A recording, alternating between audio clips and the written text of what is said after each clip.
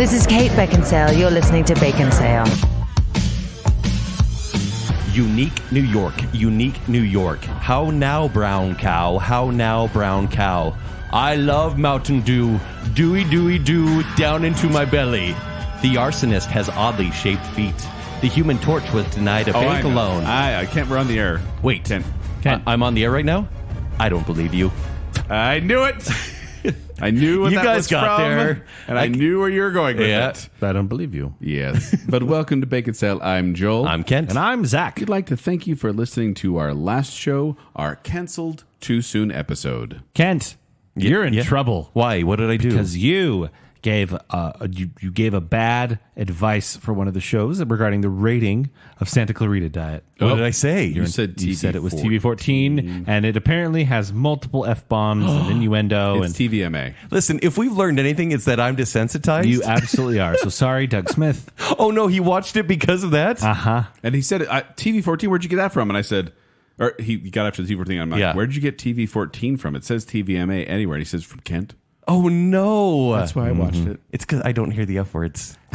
And Joel, you're a little bit in trouble because I believe Abe Yasby, Scott Sprague, and others suggested Freaks and Geeks, and you said very neutral things. I did. That tell me that you don't like that show. Not a fan. All right. Didn't resonate with me. Well, Zack, are you in trouble? never. But also always. Okay, good. Yeah. There were lots of suggestions, and mostly just a lot of people. I don't know. This was like a therapy session for people who were sad, people who didn't realize Mysterious Benedict Society was gone. Oh, that's still sad. I recall Max Dimmick continues to be sad about Dark Crystal. One of my favorite things that happened, though, is like someone would comment and say, oh, this show, I missed this show. And they get a bunch of little likes from other listeners. Yeah. And I'm like, oh, they're commiserating together. Terry Main is Team Kent. Sarah Connor Chronicles got some love. There was honestly, thank you so much. Tons of feedback. Yeah, it was great. I think we created a nice community of people who can mourn together. Misery loves company. True. Baconsale. But that's not what we're talking about today. What are we talking about today, Zach? We're talking about the comedy of comedies. Joel, we're doing it. I'm so glad you're laughing right now because you're not going to laugh for the rest of the episode. No, especially since I know very much that you do not like straightforward comedies. I don't. That is known on Baconsale that comedy is not your favorite genre. You it needs to be found within a genre. And romantic comedies. Action comedies. Straightforward comedy is not your thing. No. It is my thing. Yeah, I know. I've got so many comedy movies. That's my biggest genre that I own. Is that a thing anymore? No. Is there such a thing? Honestly, No. is there such a thing as a one genre movie anymore? But especially when it comes to comedy. No, and I think the era of the comedy has sadly gone away, where people don't do straightforward comedies more. Why? That's up to debate. Sure. Maybe people are offended too early. Maybe just people aren't funny anymore. Are they profitable? They should be because they're such low budget. Right. That's what I would think too. It's like a rom-com. They used to make those all the time because they're such low budget and they make such money. But I don't know. I don't know if the humor has changed or what. But let's discuss briefly the history of comedy. Okay. Because it is one of the oldest genres in film. And it's because they used to do comedies in theaters. It was pretty a direct translation. The earliest silent films were slapstick, which is a lot of physical comedy because they didn't have sound. So doing the physical goofiness translates to scream gags and pratfalls. On a lot of these lists, I saw The General, which we've talked about pretty highly in previous shows. Yes. Is considered a comedy. I didn't find that as a comedy. I found it wildly entertaining. Yes, but I same. wouldn't have said, "Oh, that was so." But funny. back in the day, when he falls face first, it's And that- it's a Look comedy. at the railroad When you're rooting die. for the South in the Civil War, hilarious. That's hilarious. I want to jump back a little bit before Sure. that because the first comedy film was actually a French film called Le Heureux et Rosé. Oh, bless you. It's Which romantic. means The Watered Waterer. Came out in 1895. It's about 60 seconds long. You can find it on YouTube, and it's just a boy playing a prank on a gardener. He has a hose. The boy steps on a hose. The gardener looks in the hose. Boy, Oh, I hate releases this it, kid. Sprays him in the face, and then the man almost beats the kid up. It's kind of I was like, how far is he going to go with this? But It was 100 years ago. It's fine. yeah, but I watched that and I enjoyed it. But the first feature-length one is generally considered to be Tilly's Punctured Romance, starring Charlie Chaplin. Oh, okay. He was not the full tramp persona yet, but it was a lot of slapstick. But that is considered by many to be the first ever feature-length comedy. Okay. And then as sound came out in the 1920s, they said, hey, we can make people laugh with these physical situations and with our dialogue. And so that became a very easy genre to do, very low budget and very popular. And so then you get the silent film era. One of my favorite genre of the silent film is comedies. And you get Buster Keaton and Harold Lloyd and Charlie Chaplin, these iconic people who became famous because of their comedy style. Totally. Yeah. And it's interesting because comedy, I mentioned those stars before, but comedy, if you think about it, horror movies are about the story. Yeah. And dramas are a lot about the story. But a comedy, a lot of times the studios will sell it by the actor. It is the actor, the individual star actor is up there front and center being like, hey, this is a Jim Carrey comedy. It's so true. Hey, this is a Steve Martin Adam comedy. Sandler. Yeah. Who's a current comedian? Is there a current comedian that you could say was funny? Kevin Hart. Dave Bautista. Here's a Melissa McCarthy comedy. Yeah, Jack Black. Jason Bateman. Sure. So you put those people in front, people are like, oh, yes, they are funny, therefore this movie will be funny. But it's just Okay. interesting compared to other genres. It's like, okay, this horror movie, who's in it? Doesn't matter. It's scary. Right. It's just kind of funny how that works out. But the weird thing about comedy is that it's almost too broad of a category because the basic theater sides is drama and comedy. But the problem is there are so many different subtypes of comedies. I'm going to just list a couple here. Slapstick. Right. Physical comedy. Screwball comedy. It's like a battle of the sexes. Parody. Farce. Dark comedy. Gross out comedy. Buddy comedy. Mockumentary. Satire. Situational. Surreal. These are all subcategories within comedy. So to say just comedy, you have to really drill down. Like, well, what type of comedy? Yeah. Because not every comedy is for everyone. My wife does not enjoy slapstick, and I know that. So while I'm cracking up at the Three Stooges hitting each other, she's like, why is this funny? Right. And I don't know.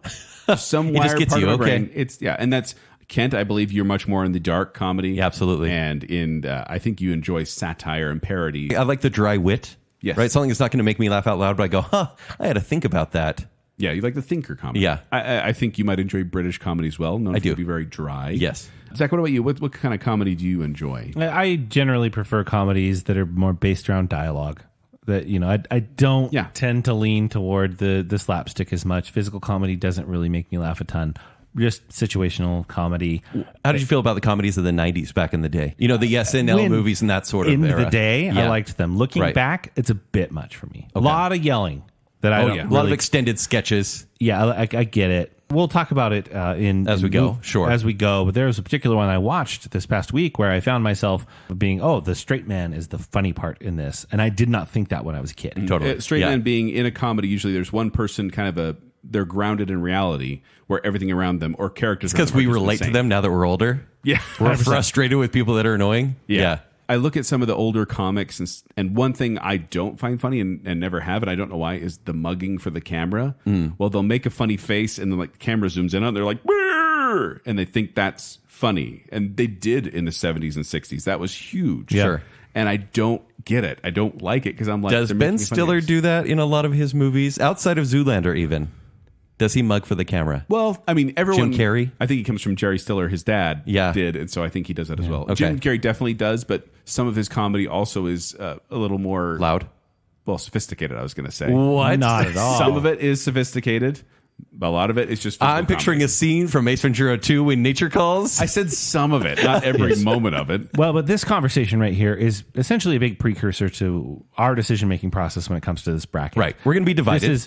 This is going to probably be the most divided that we will ever be in a movie bracket. One more thing I wanted to mention. Sure. Because we talked about the different tastes, and speaking of taste, comedy is like tofu. It can gain the flavor of whatever else is put in. That's why you can have an action comedy or a horror comedy Yeah. or a romance Yeah. comedy, musical comedy. It can fit any space and fit any flavor because I think everyone does appreciate comedy in one form or another. I like that. In fact, one of the things I've noticed is that comedy is a great way to get people to open up their emotions, and then you hit them hard with a jump scare or you hit them hard with like a really dramatic part. Okay. If you can make them laugh, they let their guard down, and then you can hit them with whatever you want. We've all seen live theater, and you in that circumstance, you can always tell people want to laugh. People are trying to laugh, and so much so that they might do so at an inappropriate time. Yes. Same thing happens in movies. At You church. see things. Yes. And church. It's you want to laugh. You're Yeah. willing to laugh, and you might do so inappropriately. So yeah, when you do have something in like a horror movie where it's we're Catches gonna, you off guard. loosen you up, Yeah. and then we'll scare you. Yeah. That's a great combination. And like I said, I think everyone appreciates comedy, but at the same time, I believe, my personal belief, it's from the book of Joel here, which is actually a book, so pay attention to it. The worst movies in the world are comedies. Because you can laugh at a bad drama. And Right, like, this is okay. terrible. Bad horror is hilarious to watch. Birdemic. But sometimes funny. boring horror can be the worst as well. It can. But then you get someone like Riff Tracks or Mr. Science Theater who Sure. make fun of it, and all of a sudden it's funny again. Bad comedy is unenjoyable. You cannot laugh at a bad comedy Yeah. because they want you to laugh, and they're looking at you. You're like, no, I'm not going to give you anything on this. Right. And that's why I feel like some of the worst movies, I wouldn't say maybe, well, I don't know. You think some of the best and some of the worst of film? Yeah. Well, Okay. I think most of the worst films in the world are comedies because it's like, hey, laugh at this. And people are like, no. Yeah. And that kills it. But somebody out there, that's their favorite movie. No matter I what it wonder is. about that. I've said that before, and actually, I think my quote was, "Every movie is someone's favorite movie, except for Highlander 2."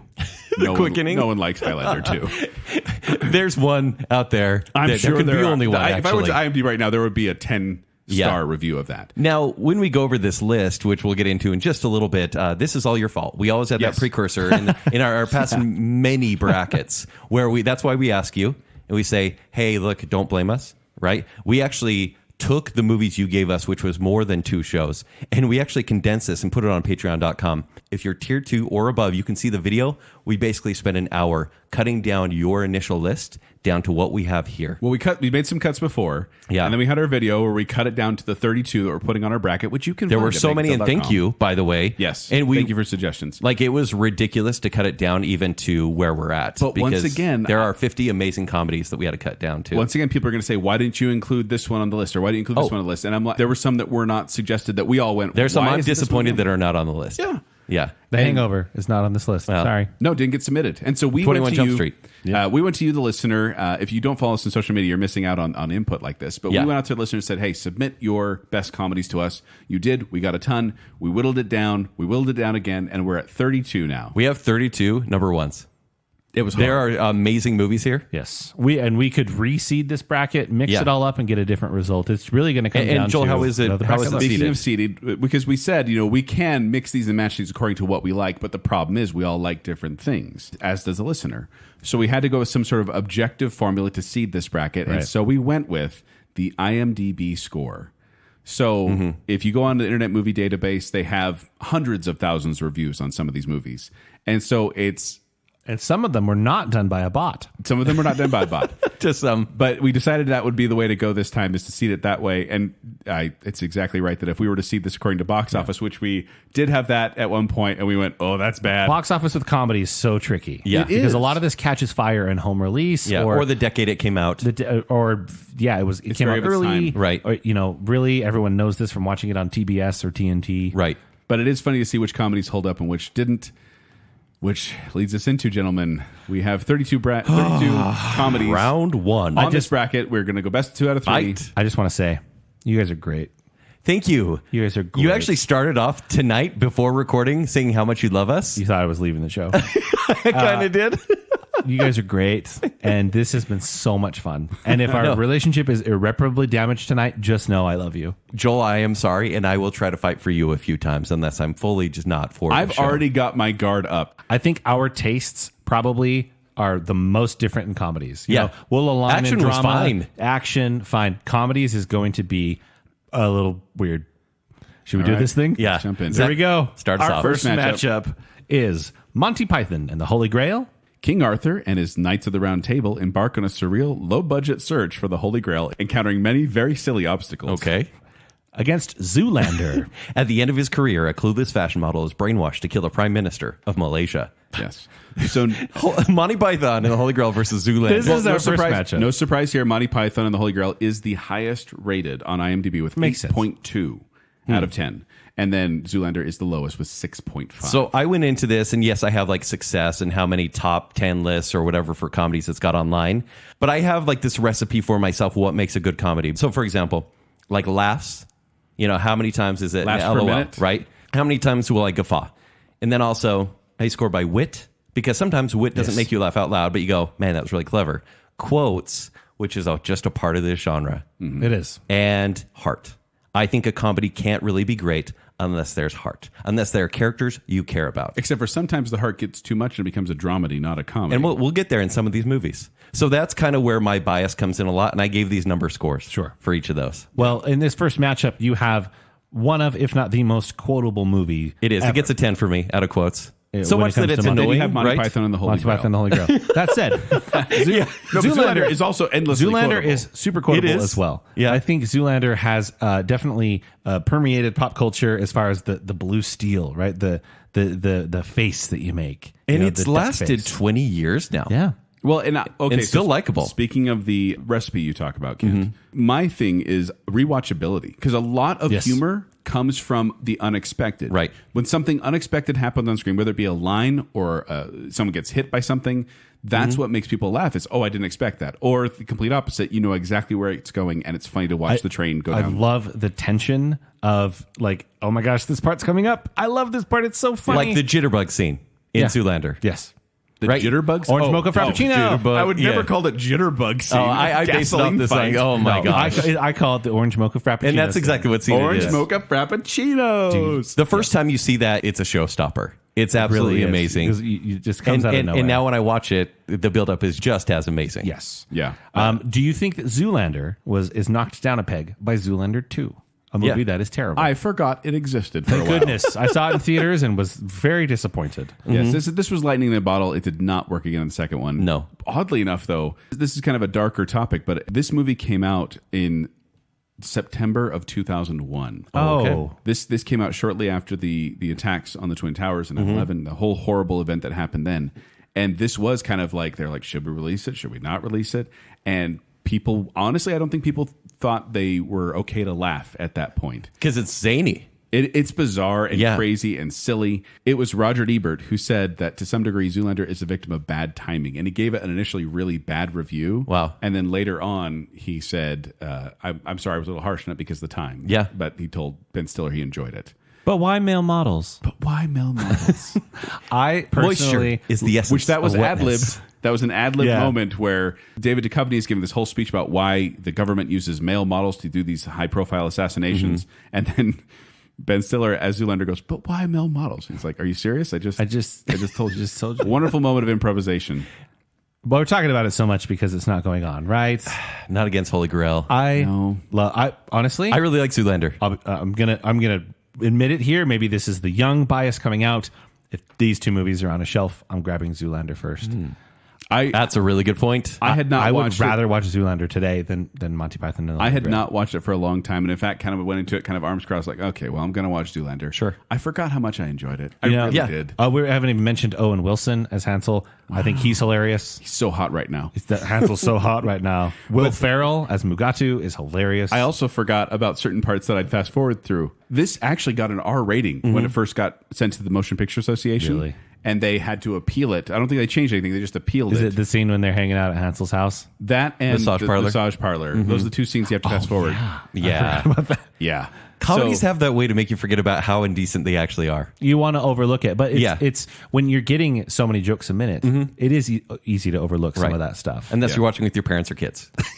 But we're all saying that Monty Python and Holy Grail is moving on. Yeah, but that's a really good point, Zach. I would rather watch Zoolander, but I can't in good conscience vote for it, even though it's a legacy thing. I like Zoolander better. I'm not the biggest fan of Monty Python and the Holy Grail. That said, it's extremely quotable and it has a rabid fan base. So it would feel stupid to say that Zoolander is better than Holy Grail. But personal opinion, you Personal opinion, I'd rather watch Zoolander. I get it. I think that we've learned a lot about you, and we can move on now. So Monty Python and the Holy Grail goes on. He says he's not dead. Yes, he is. I'm not. He isn't. Well, he will be soon. He's very ill. I'm getting better. No, you're not. You'll be stone dead in a moment. I already hate this so much. This is difficult. Okay, next we have Clue. 6 guests are anonymously invited to a strange mansion for dinner, but after their host is killed, they must cooperate with the staff to identify the murderer as the bodies pile up. Comedy! Versus School of Rock. After being kicked out of his rock band, Dewey Finn becomes a substitute teacher of an uptight elementary private school, only to try to turn his class into a rock band. So Clue came out 1985 and stars Tim Curry, Madeline Kahn, Christopher Lloyd, Michael McKean. Great cast. And then you get Most School importantly, of Madeline Kahn. Rock. Yes, Mrs. White. Fantastic. Is Madeline Kahn like the unsung hero of this entire bracket? She's all over the place. Yeah, I love it. And I'm not is mad. She's the unsung hero of my life. I love her. If you don't know who Madeline Kahn is, you should. Yeah. She You is do. one of the She's the funniest best. actors Amazing. out there. School of Rock came out in 2003. It's got Jack Black, Joan Cusack, Sarah Silverman, others. Kids, Jack- a lot of kids who are playing the real instruments. Jack Black's best role. I don't... Most likable role or best role? Best. And, Save it for a Jack Black show. Wow, probably. or I think so. Saving Silverman isn't bad. No, it's bad. I'd say this or Bernie, if you've seen Bernie. Oh, Bernie's great. Bernie's an unusual pick, but I can see where you're coming from. Yes. But I think this That's is a the dark most. comedy. This is peak Jack Black. So Clue got a 5 on laughs for me, 5 out of 10. But Wit, you got a 9 on Wit. Such good dialogue. It's clever. It's It clever, is- but it is- I never went, ha ha. It is not laugh out loud funny. Yeah. There are 2 or 3 Clue moments doesn't get me that way, but I I can think talk it's about so right witty. now that made me laugh every time. And it's Okay. when the candlestick falls. This isn't going to make any sense. Explaining comedy is the worst. Yeah, it's the hardest. When the candlestick falls on his head, when he stomps his feet, and then when he, for some reason, when he's searching in the dark for a doorknob and he turns on the shower, every time that gets me. Every time. Yeah. I'll play my hand right here at the beginning. This is a 5-star movie for me. Oh, I know. I You love this Clue. movie. I love Clue. And every time I watch it, I just have a goofy grin on my face the entire time. Yeah. School of Rock, I enjoy. I'm not saying I don't enjoy it. I own it, but I don't think it should be Going Clue. by the Zack Shelf recommendation, School of Rock every single time. Why? Yeah, I would way rather watch School of Rock. But the thing is, the laughs got a 3 for me. The Wit got a 5, but Heart is 9 for School of Rock. School of Rock does have a very nice heart. But to that's it. a little almost too sappy, where it's like, no, this is just a nice story with some sarcasm. It's not as funny inherently. I struggle with Clue. Oh, I I know. don't. Yeah. I don't. The love game it. or the movie? Both. I'm not good at either. I think Clue is endlessly clever. Almost, it's clever and it knows it, and I'm cool with that. It's got a certain smarmy charm to And it. it's a board game adaptation. Madeline Kahn. Madeline Kahn Flames. is flames on the side of my face. Once again, improvised. She is amazing. But overall, I find myself just I struggle with this movie. I think it is a little slow. And I think it is This the is the ultimate perfect Halloween movie for people who don't like horror movies. It is a Provo theater person movie. And I Wait, Provo theater person movie? Yes. You said that because you're a theater person. You had to separate yourself from it. I'm so am not glad a theater person. You told Joel you loved him before the show. Yes, I know this movie's place in the grand cinema, but it really is in the hearts of the more theatrical person. Yeah. I think there is not a ton of wide appeal to Clue. And I should clarify, Clue is more farce comedy, meaning it's singular area, but unique situations, goofy situations happening in this singular area, and lots of entries and exits and mistaken identities. That's what it's all about. School of Rock is much more. The comedy there mostly comes from Jack Black, honestly. Yeah. He is the comedic. It's kids saying inappropriate things to him and vice versa. Yeah. That's about what it comes down to. Is he said something he shouldn't say in front of kids, and then the kids will say something overly intelligent Out of character. back. Right. When the movie came out, I was pretty anti Jack Black. I didn't watch it for a long time. And then for some reason, honestly, when Jack Black started up a YouTube page and I saw him and thought, I've always thought the shtick was a bit much. Jack Black is kind of, honestly, he is the last remnants of 90s comedy. Yeah, he is. He's more cut from the Chris Farley cloth than the Jason Especially Bateman now. He's leaning into it pretty Yes. hard. And that kind of bothered me for a long time. And then I realized that's just who he is. And I Right. kind of accepted him. And after doing that, I enjoy School of Rock more. And for me, in terms of comedy and laughs, I'm actually going to take School of Rock. Okay. That'll be my vote. But Clue takes the win on this one. It is. I thought you voted School of Rock. No. He said in the Zack test. Yeah, in it the would Zack be School test, of Rock. which I'm now going to have to reconsider for comedies. But no, it is just a more funny movie. The Wit wins me over for Clue. Wow. I would like to point out that the Zack test may have lost, but we all know it really won. That's not how this works. Logic on Baconsale. Clue moves on. Just checking. Everything all right? Yep, 2 corpses. Everything's fine. Next up, we have The Naked Gun Incompetent police detective Frank Drebin must foil an attempt to assassinate the Queen. versus Wayne's World. 2 slacker friends try to promote their public access cable show. That is it. This is that actually ridiculous. that is the description of that show. That really is. Naked Gun is a spoof. It's parody. It is making fun of all these police shows that came out, and it is goofy through and through from start to finish. Did you guys watch it when you were kids? Yes. What version did you see? Not the TV version edit. that came out in theaters. Because I watched this today and I went, oh, I feel awkward. There's so many awkward scenes. There are, but at the same time, I really wish that the TV edits I watched as a kid were available today. Yeah. Because even ClearPlay or VidAngel, they jump over scenes. But back in the day, it was like they edited them.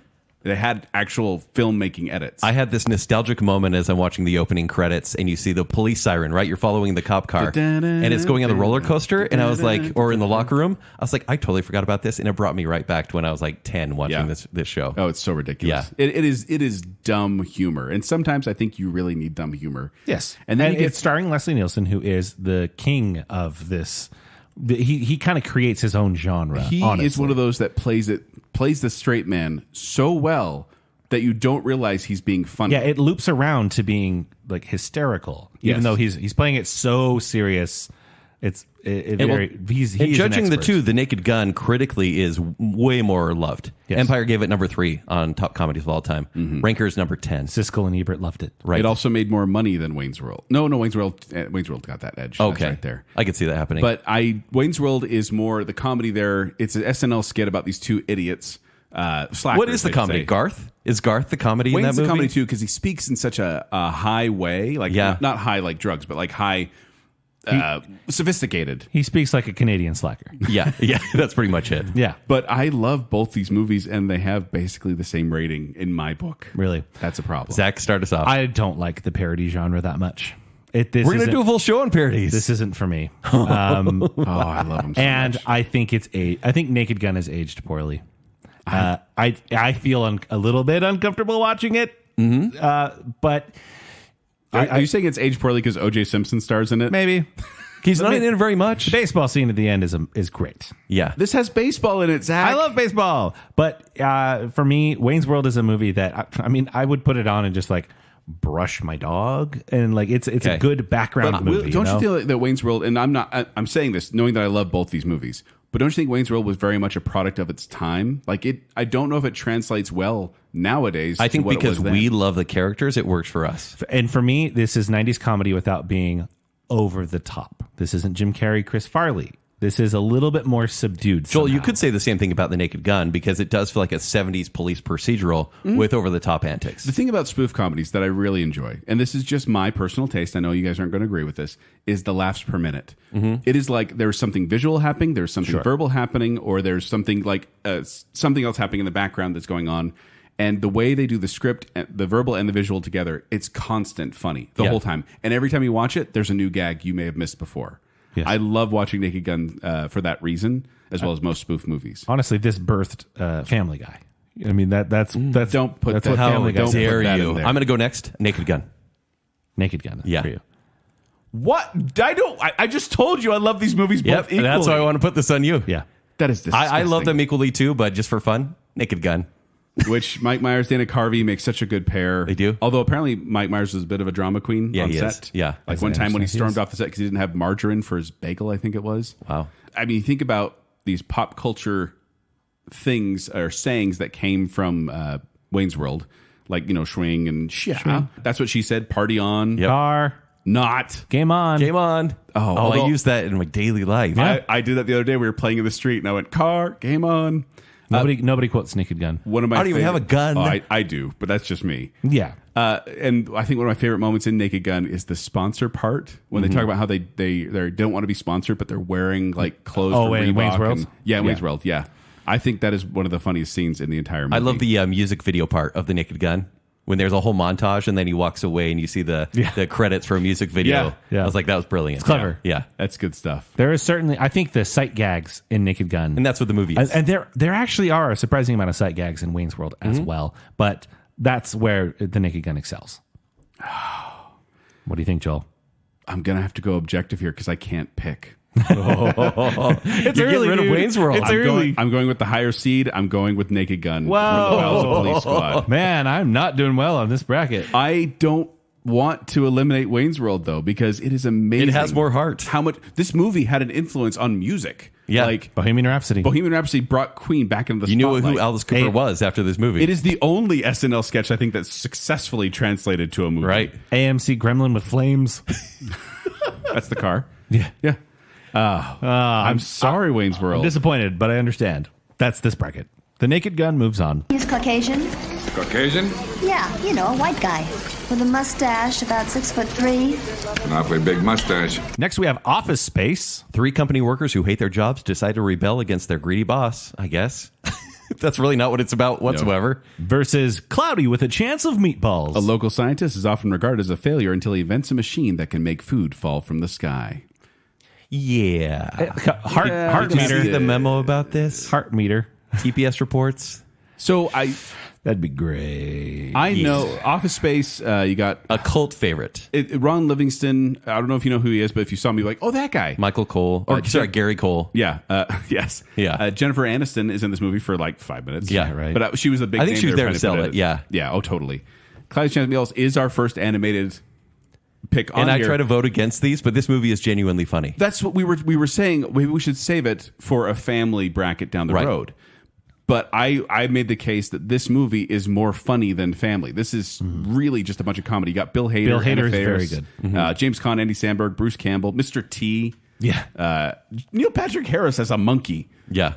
But it's genuinely funny. I am going to play my cards right here at the table right at the beginning. I know a lot of people think Office Space is one of the funniest movies of all times. It makes me more sad than Does make it me really? laugh. I watch it and I get this feeling of like, oh, they're trapped. Is it because you're in a job like that? Actually, don't say. No, but I think we all understand in I feel corporate bad for the culture. characters. In corporate culture, we all feel like that character. I think it's just a bleak outlook on adulthood and corporate life, and there's no way out of it. Let me ask you this. Let me ask you this. Let me ask you this. Stapler. Is my stapler? Do I like this movie? Yes. turn it from I'm that not to saying that. I don't like Office Space. Yeah. But Has- it's not as high rated. Has Office Space been invalidated by The Office? I feel bad because I know that without Office Space there would probably be Yeah, no. I'm saying Office. legacy, not invalidation. I think The Office has overwritten the ideas that The Office Space was trying to put out And when this movie and done so came more out, positively. this was a little disappointing at the box office. Mike Judge, who also created Beavis and Butthead, he created this movie and it was kind of disappointing at the box office. And he was like, "Oh, it didn't go anywhere. I feel bad for it." But then he says he said, "Quote." Jim Carrey invited me to his house. Chris Rock left me the best voicemail ever. I had dinner with Madonna. Like these, it was getting noticed. He was at a Starbucks one time, and the employees were quoting the boss, like, "Yeah, I'm gonna have to a come in on Saturday." He went, and he thought it was because he was in the room, but then they asked him. They turned to him, and it's like, "Oh, have you seen Office Space?" He created it. Wow.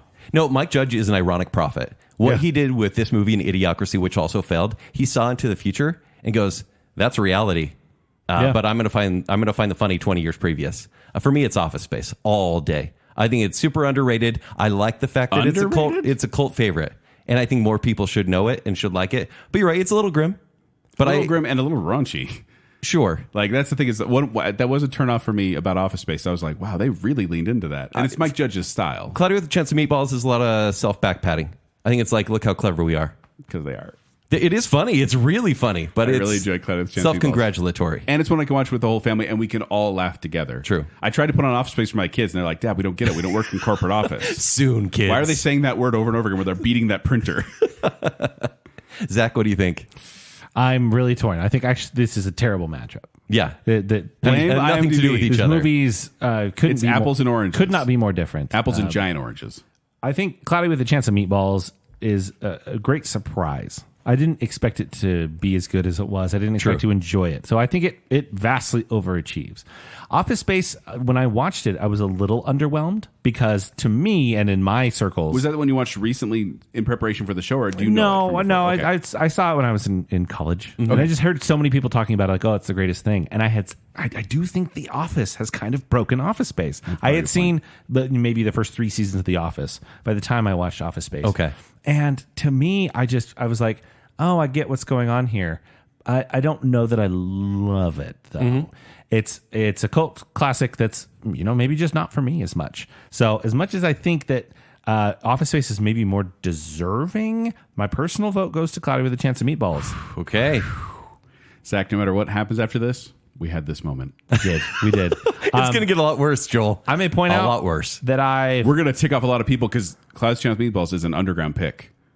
I voted for the newer movie in every matchup so far. Cloudy with a Chance of Meatballs moves on. Everything's made of Jell-O. This piano, those sconces, that ghetto blaster, that Jell-O. Now we have Ghostbusters.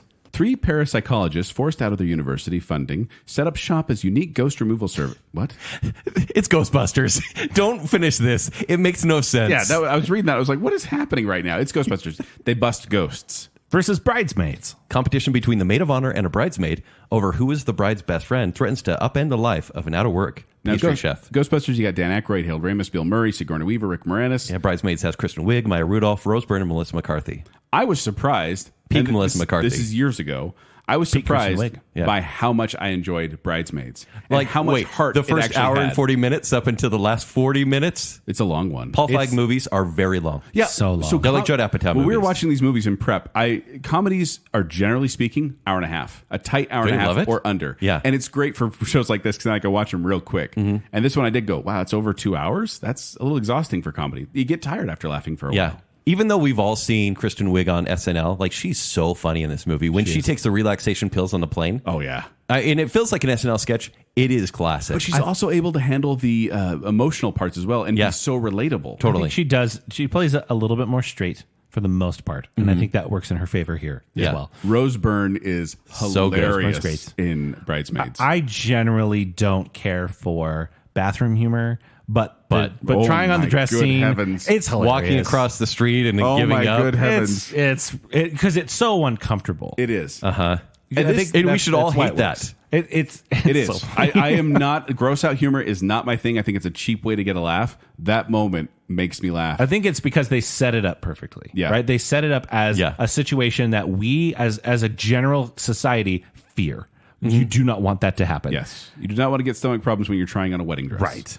It is one of the best comedies of the 2010s. Yes. It's probably in the top 5. a genre definer. Really. Yes. It, Like, it of its also time. leans heavily into the vulgar too. And I think almost to a detriment. I think this would have got a much better reaction if it were down in the PG-13 realm. Yeah, I think think it it was get- trying to match Judd Apatow and what he was pulling off as this rated is a R pulpy crass kind of comedies. thing. And yeah. Yeah. It tries to give it an edge, though. I Well, think it that is. these movies succeeded because they did have a little bit of an edge. I think a little These bit of edge types is good. I think they movies. lean to it, and almost to a detriment where I feel like sometimes female comedians don't feel like they're going to be taken seriously by an audience, and so they lean into the vulgar or the gross out comedy in order to get the laugh. Okay. And I don't think it's necessary. 'Cause I can think- see that. I think some of the funniest parts of this movie are not necessarily those crude parts. Right. Like all the stuff with John Hamm could be cut out and was cut out in my version, and it's okay. This is a movie that's played on TBS all the time. So Right. you know it's going out edited. A lot of people have seen this movie edited. I think regardless, just because the content might not be something that jives with you doesn't make it less funny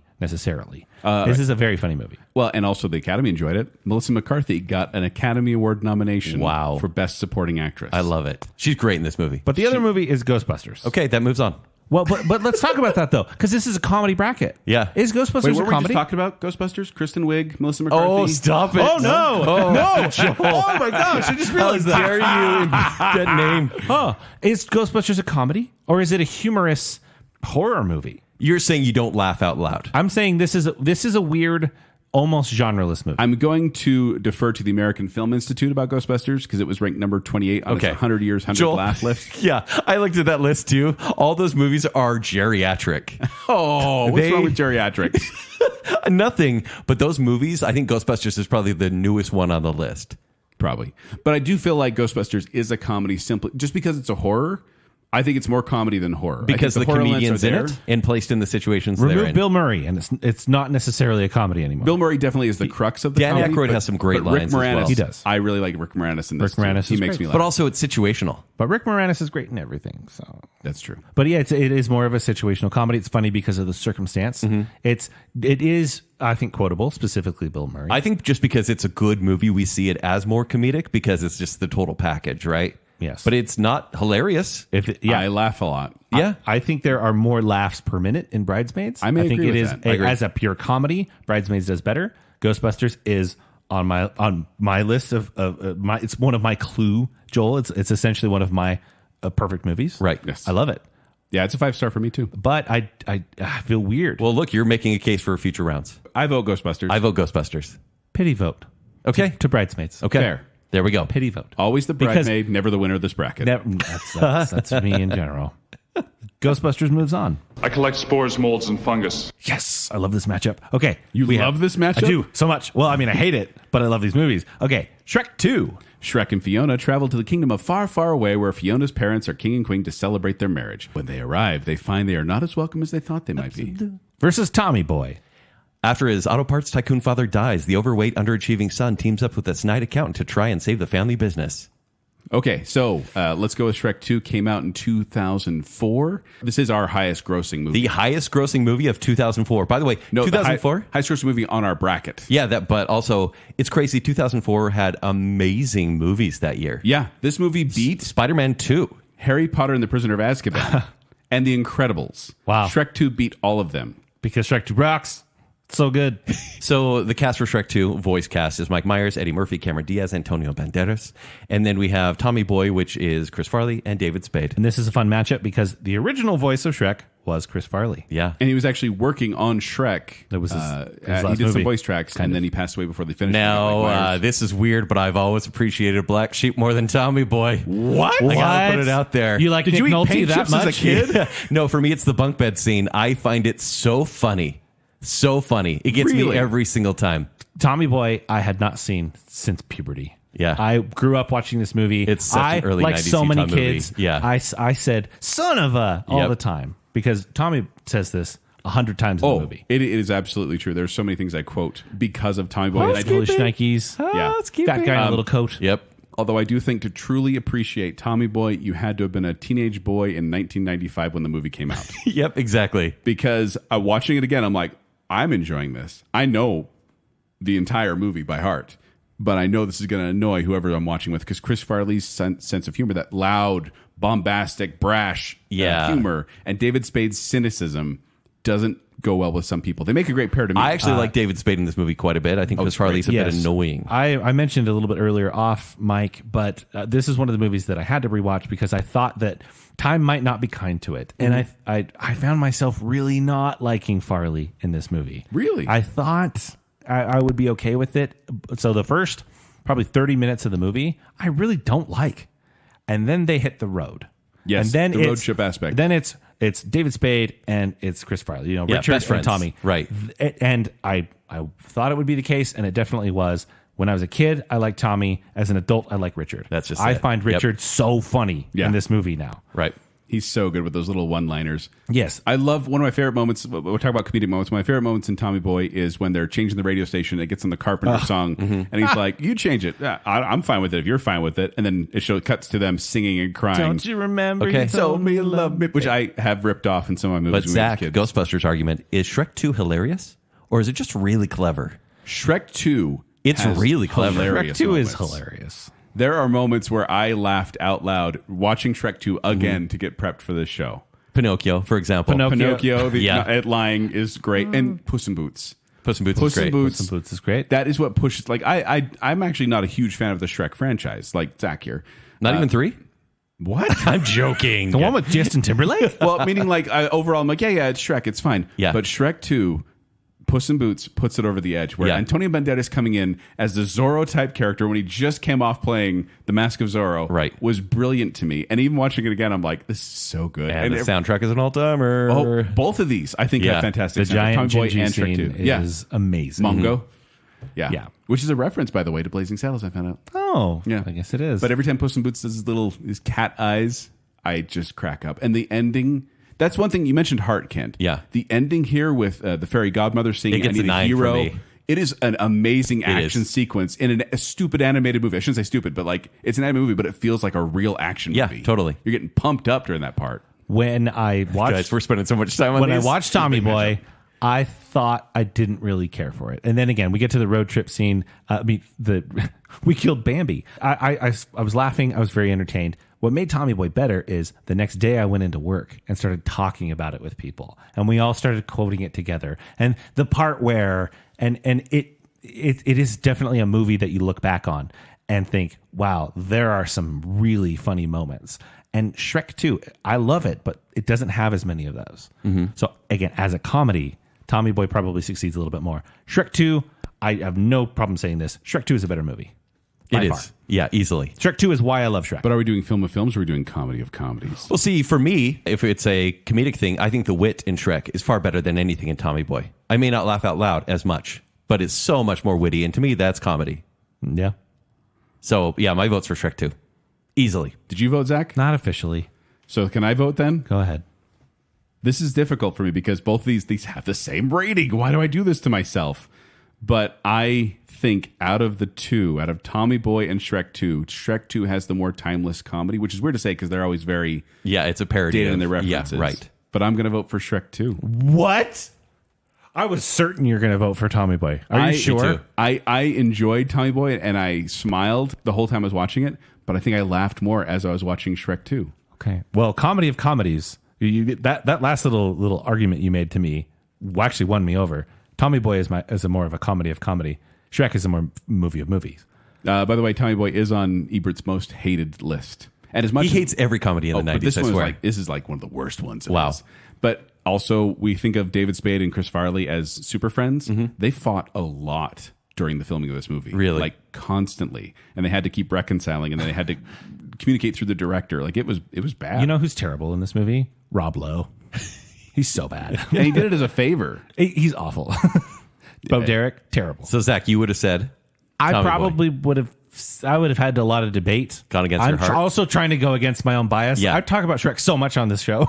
It's a lot. We haven't retired it yet. So I guess I would have voted for Tommy Boy. Not that it matters. But you can't keep putting yourself in the victim position, Zach. Well, it doesn't matter, but it matters. You guys know I love Shrek. Yeah. I'm not mad at all. I'm not sure anymore.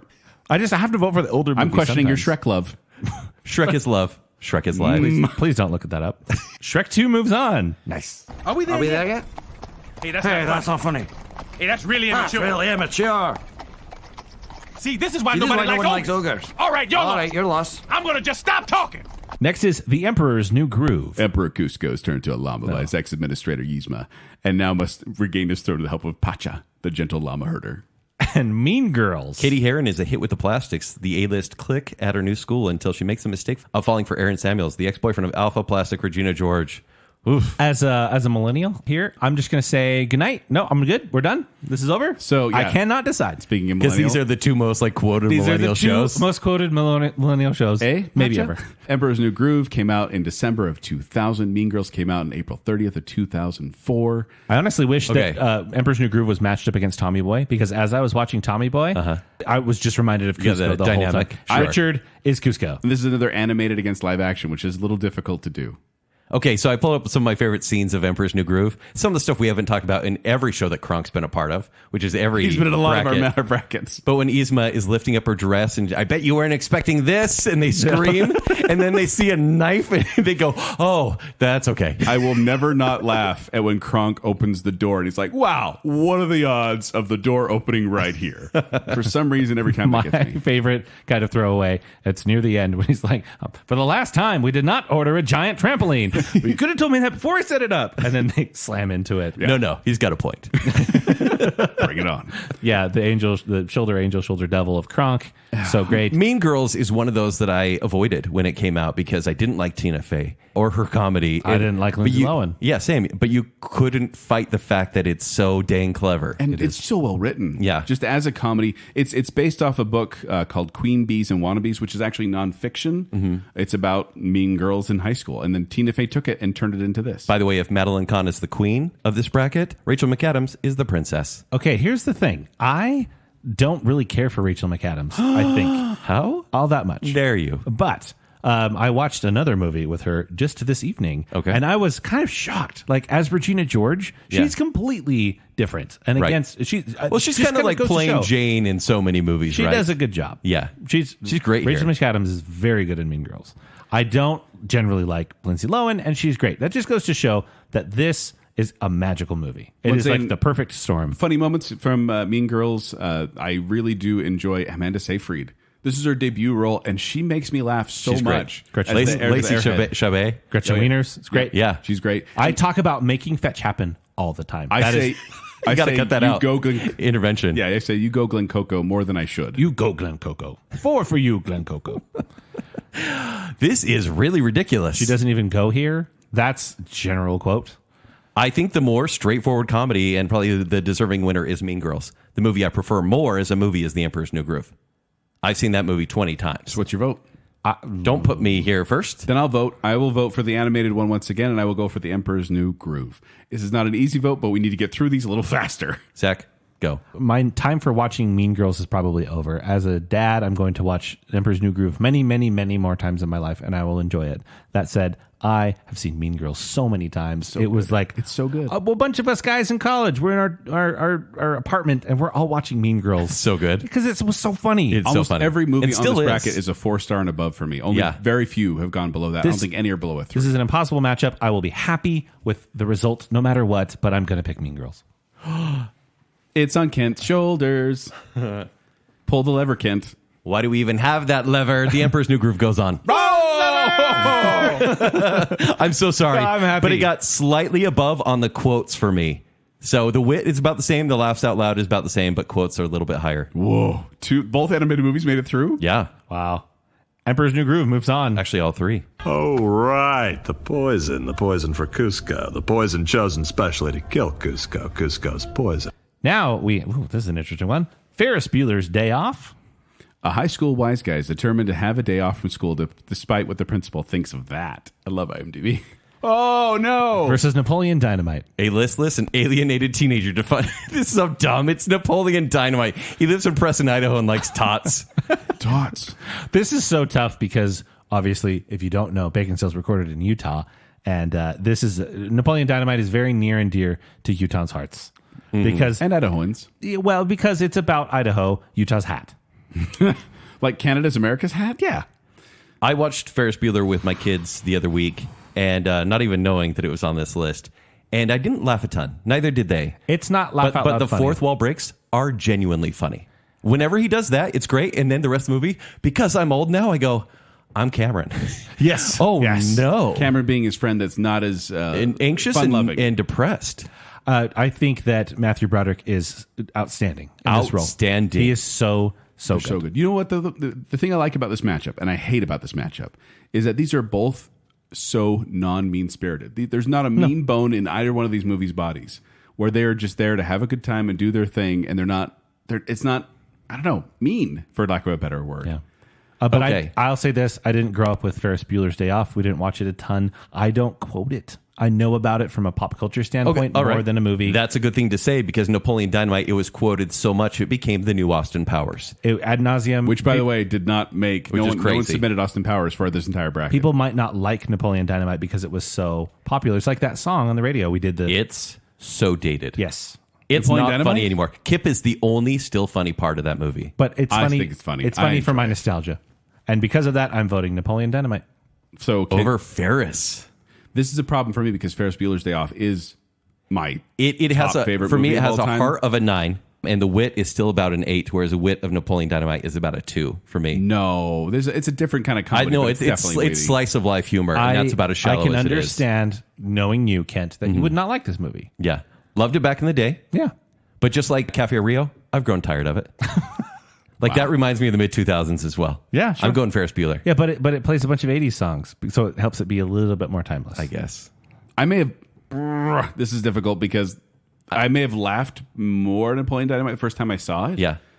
But I watch Ferris Bueller so much more often, and I enjoy it so much every time. But do I laugh as much? You probably don't. But for me, wit is part of that. We've used this before. It's Ferris Bueller might be a better movie. But laughs per minute may not be the only factor because, yes, I'm laughing more, but still there's It's clever funny, stuff that you 'cause smile there's at. the museum scene in Ferris Bueller where you're like, what am I watching? Oh, I love that part. You love it, but it's not funny. It's not funny, but it's But there's it's so deep. much in Napoleon Dynamite, it's nails on a chalkboard to me at this point. I love Napoleon Dynamite. I love Ferris Bueller's Day Off, but I'm Joel? going to have to go objective here. Do you have a pick for Daddy? Well played. Oh, that was a good one. Gosh, why are you making me pick? No. Okay, I'm just going to objective here because I can't decide, so I'm going to go with the IMDb ranking, and that goes to Ferris Bueller's Day Off with a 7.8, whereas Wow. Napoleon Dynamite has a 6.9. We just upset some people. We did, but at the same time, I also feel like Napoleon Dynamite's humor it's unsettling at first. Like at first, like I think David Letterman said it best. Like the first time I watch it, you're like, ugh. But the second time you watch it, you're like, It does have lines that we probably still use. Like, I guess you could say it's getting pretty serious. Yeah. We still use that. Gosh. No, Man. no one says that anymore. Okay. They do. Tina. But it is funny because like this little movie that could, like they only made it for like $400,000. Yeah. Ended up making like $46 million at the box office. John Heder, by the way, only got paid $1,000 at first. Wow. Yeah.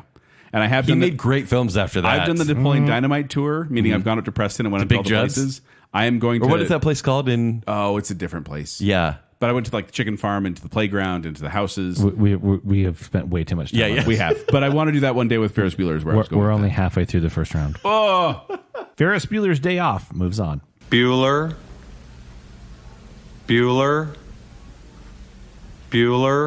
Now it's Groundhog Day. This is a final two. a narcissistic, Absolutely. self-centered weatherman finds himself in a time loop on Groundhog Day, and the day keeps repeating until he gets it right. I like that I'm surprised by this because I'm not looking at the bracket, I'm looking at my notes. Versus Three Amigos. 3 actors accept an invitation to a Mexican village to perform their on-screen bandit fighter roles, unaware that it is a real thing. In my notes, I was writing the directed by, and I put Groundhog Day is directed by Harold Ramos.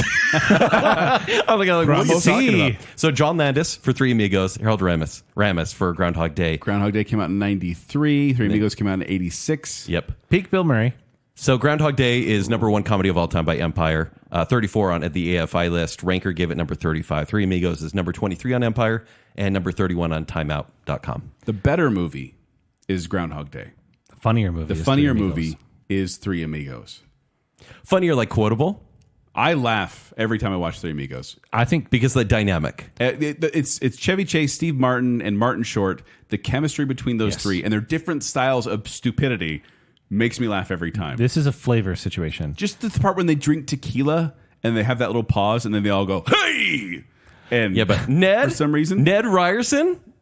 Ned Niederlander. Oh, is it Ned Niederlander? It's the Battle of the Neds. No, it's that's the one in- It's Groundhog Day, Ned Ryerson. No, Three Amigos. I Ned think Niederlander. this is a flavor thing. If you like Bill Murray, you're going to like Groundhog Day better. If you like Chevy Chase and Steve Martin, you're going to like Three Amigos Do we have better. to like Chevy Chase in order to like Three Amigos? I think he has a definite style of comedy in that movie. And his that brand said, is when in he's drinking from his canteen and drinking all that water, that is and one they're of my favorite staring, parts. and then he's like, "You want some lip balm?" They're in the middle of the desert.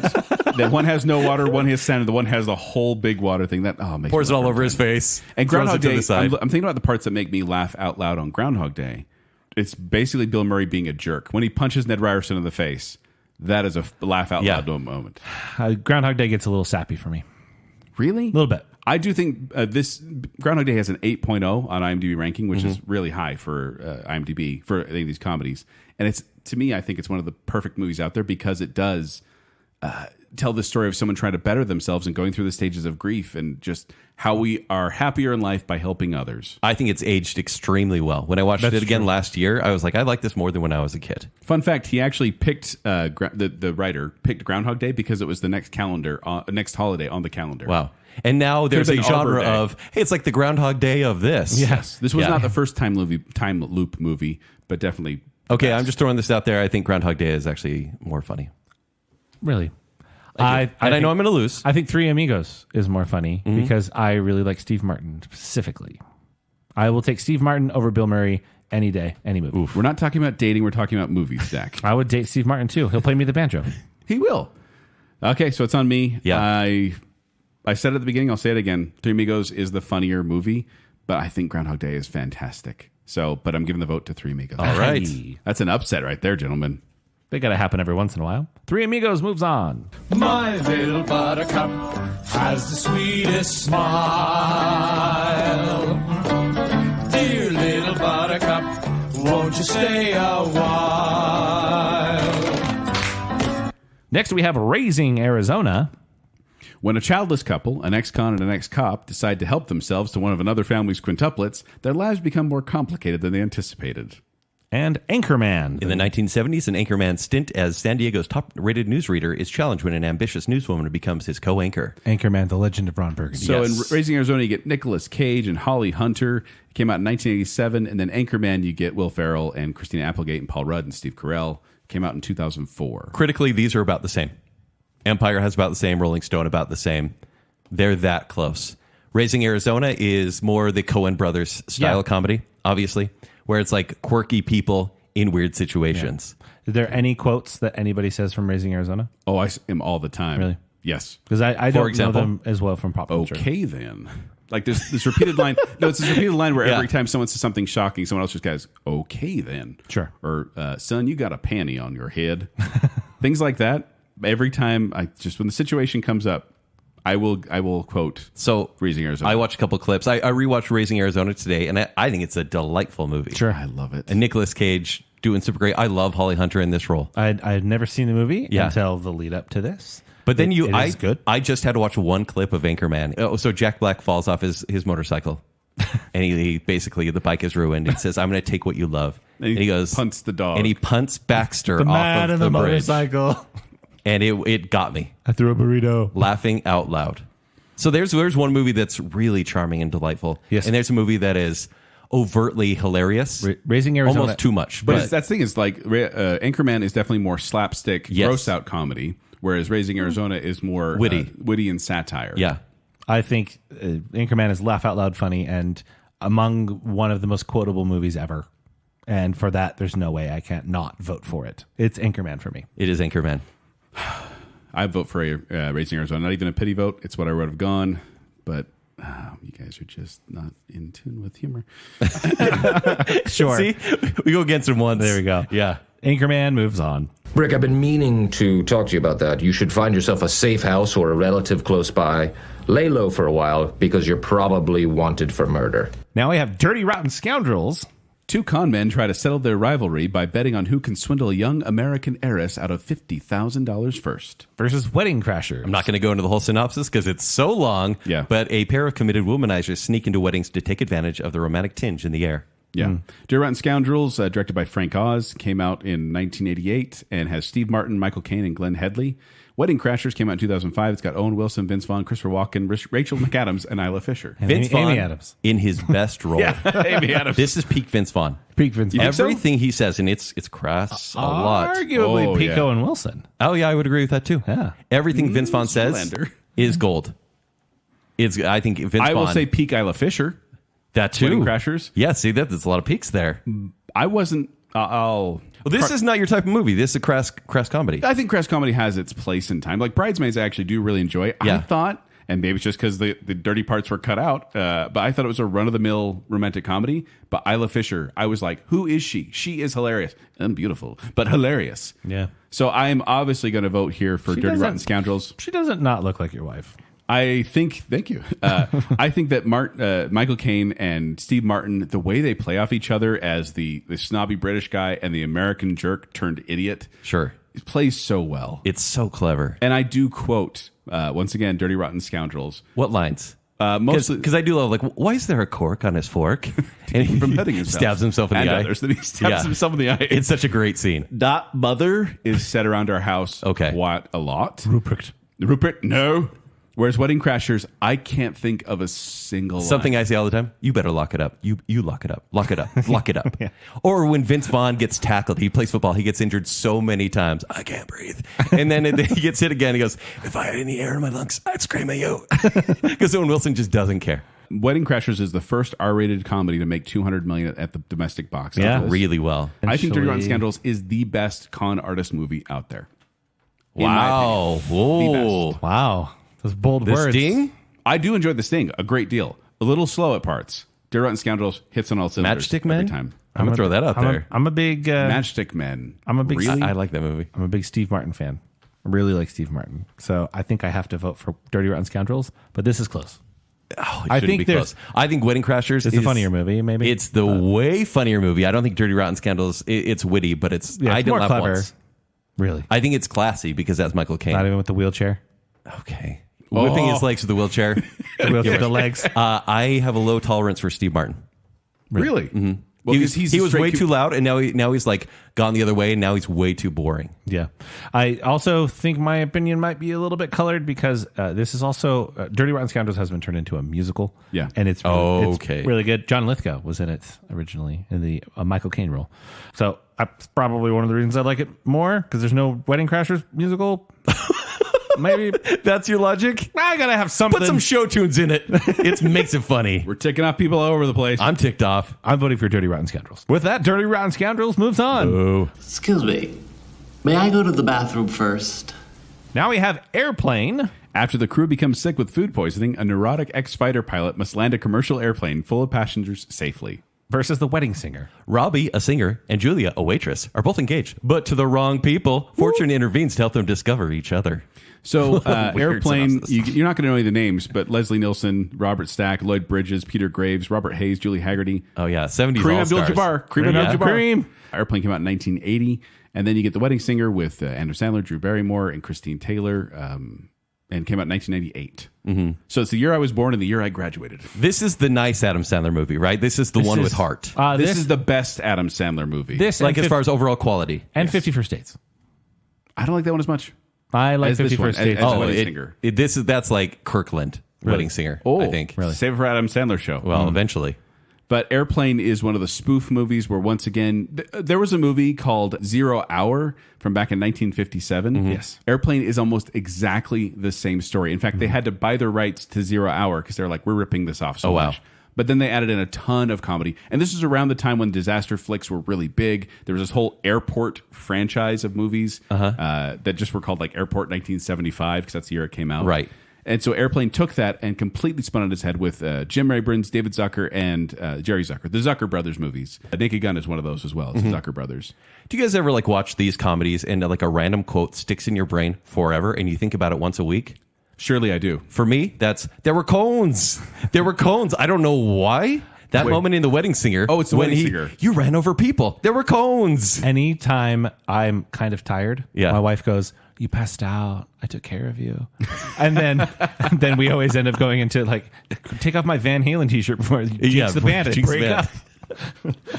up. The Wedding Singer it got that heart that so much Adam heart. Sandler movies try to have. This one really succeeds at it. And it's very intentionally, and Wedding Singer is intentionally dated. That makes it better because then it's timeless because they put it in the time capsule of the. It is so weird though, if you think about it. Yes. This movie came out in 1997.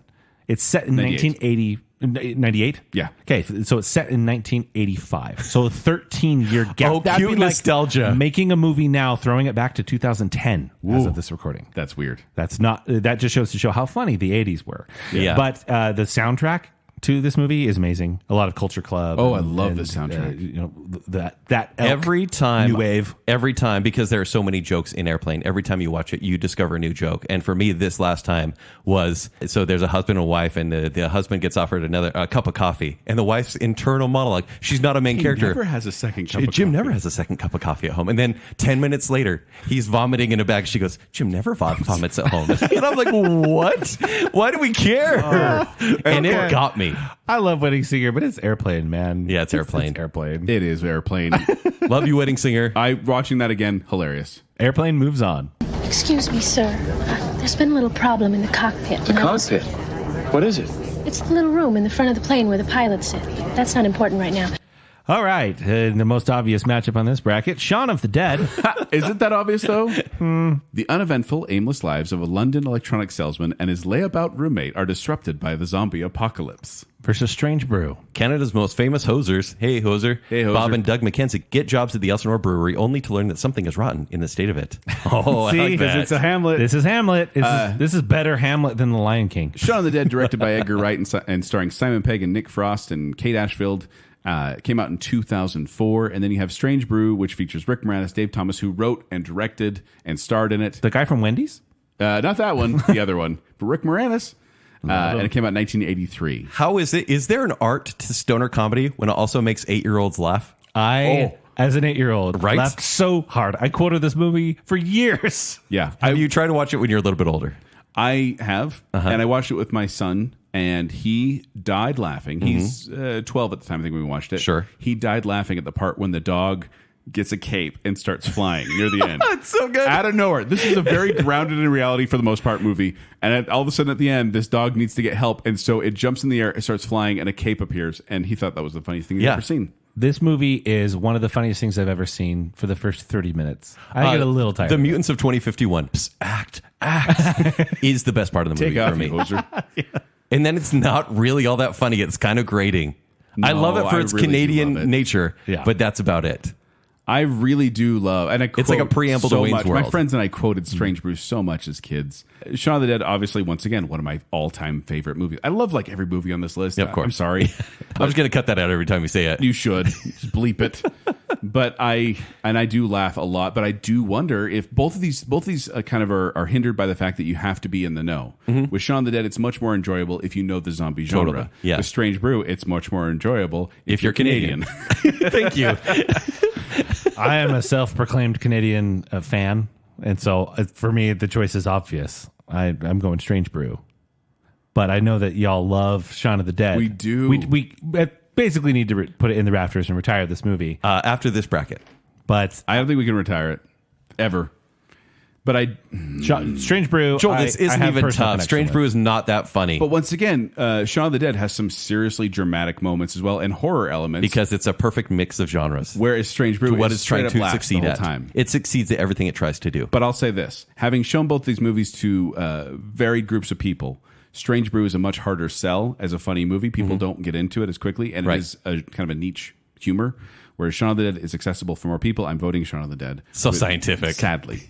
No, I get it. I'm never going to watch Strange Brew with my wife, but we'll watch Shaun of the Dead. Yeah. I wish it was Hot Fuzz, but this is fine. Shaun of the Dead moves on. Purple Rain. Sign of the Times. Definitely not. The Batman soundtrack. Now we have Dumb and Dumber. After a woman leaves a briefcase at an airport terminal, a dumb limo driver and his dumber friend set out on a hilarious cross-country road trip to Aspen to return it. Swanson. Samsonite. Samsonite. Way off. Versus The Jerk.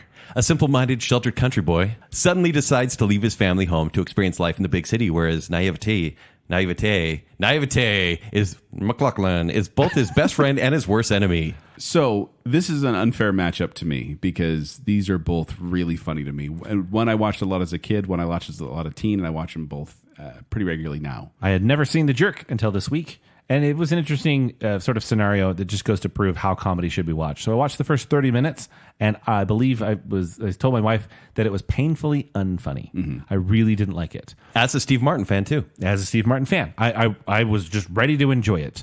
I did not find it funny at all. Maybe just slightly humorous. Sure. But nothing to The worth whole laughing premise at. is this guy is so stupid. Yes. And it's like, how stupid is he? And I think that the Jerk name, I was waiting for a guy to be rude. Yeah. But then I looked at the dictionary definition of the jerk, and it is a man who is annoyingly foolish. Yeah. Which is an apt description here. Mm-hmm. But then two things happened that made this movie great to me. One is Bernadette Peters showing up, and the other is my wife showing up, because comedies are best shared. That is true. My wife is in the room. She's laughing at scenes with Bernadette. I'm now laughing. So I don't know. Does Bernadette Peters save this movie, or does watching this with somebody save this movie? No, there's only one funny scene in this movie, and it's cat juggling. Please. The Jerk has one funny scene. Cat juggling? Please. Got me. When he hates No, this these is Steve Martin without a script. Do something stupid. Be loud. He was a little... It's stupid, but it's my kind of stupid. I'm a Steve Martin fan. I respect that. He's too much. I really do enjoy the and whole... look, I'm not fighting for Dumb and Dumber. I almost want to knock it out this first round. How dare you? Not a fan. Throwing it right out there. Never been. Well, you're this wrong. was a Celine Dion of the 90s for me. That is disgusting. You say This is My Heart Will Go On. Dumb and Dumber is hilarious. Joel, can we just vote for Dumb and Dumber and move on? We can. I am voting for Dumb and Dumber, obviously. Yeah. The Jerk I want to give some love to because it did at the box office. It was the 8th highest grossing movie of 1979, beating out Moonraker and The Muppet Movie. It is basically the Muppet Movie with Steve Martin in all the roles. Steve Martin is in the Muppet Movie. I've seen this a dozen times. I can quote The Jerk, but I think the Dumb and Dumber is probably the funnier movie. Quite absurd, The Jerk. Mm-hmm. I'm glad I watched it. I get why it's on the top list. It's a good pairing. I don't think I'll ever watch it again. Right. I'll quote it to you if you want. Any scene. Just give me a scene. I'll quote it to you. Reminds me of Scrubs. The edited version. We've already seen Fletch. Not with us quoting every line. You haven't. In the edited version, by the way, the dog's name is Stupid. So that's okay. I was going to say, because this movie's rated R, but I didn't really know why. I think it's because tame of R. Paintings that are in the movie. There's a scene at the carnival. Oh, yeah. Yeah. Well, and also there's language they don't use nowadays either. So. Sure. Yeah. Oh, yeah. All right. Dumb and Dumber moves on. So you're telling me there's a chance? Yeah! Now we have Galaxy Quest. The alumni cast of a space opera television series have to play their roles at the real thing when an alien race needs their help. Versus Happy Gilmore. A rejected hockey player puts his skills to the golf course to save his grandmother's house. As a kid in the 90s, I hate this matchup. Because I so close. Love both of Did these you movies. get Galaxy Quest in the 90s? Because Yes. I didn't understand 100%. it. I don't think I watched it for a decade after it came out. Yeah. I find Galaxy Quest so quotable. Galaxy Quest is starring Tim Allen, Sigourney Weaver, Alan Rickman, Tony Shalhoub, Sam Rockwell. There's so many good people in there. Oh, yeah. It came out in 1999, and then you get Happy Gilmore, which stars Adam Sandler and whoever else is with Carl Adam Weathers, Sandler. Christopher McDonald, Shooter McGavin himself. Shooter. I will like play. Joel, you don't like Adam Sandler. You don't like the Billy Madison, Happy Gilmore. I don't like stuff. angry, cocky Adam Sandler movies. I like humble, stupid Adam Sandler movies. So Wedding Singer, Waterboy, I like better than Billy Madison or Happy Gilmore. I thought, by the way, that I put Happy Gilmore and Billy Madison on the same page. I don't.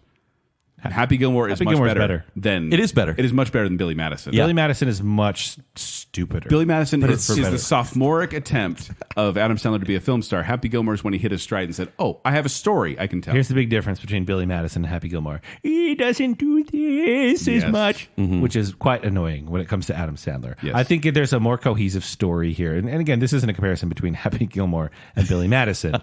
But really is to say, this is... I think the representative Adam Sandler 90s movie. Yeah. And it's the quotable one as well. It is. And yeah, Bob Barker. The Bob Barker fight, which, by the way, MTV Awards gave Best Fight to them. Oh, yeah? Makes sense. Probably the best part of the movie. Yeah, it is. Chubb's hands being his hand being destroyed. So funny. Ben Stiller running the sweatshop in the nursing home. The best quote. How are you saying so funny to this and you can hate Dumb and Dumber? That makes no sense to me. There's something about it. I think Dumb and Dumber is grating. My fingers hurt. And I don't know why I don't think that's the thing for Adam You Sandler. just pulled landscaping. And maybe that's why this movie didn't do as well for me, because it was one that was endlessly quoted to me. And I'm like, I get you. I don't know. But Galaxy Quest. I mean, you talk about quotes. There's the little throwaway quotes, especially from Sigourney Weaver. Like, we got to get out of here before one of those things kills Guy. Poor guy.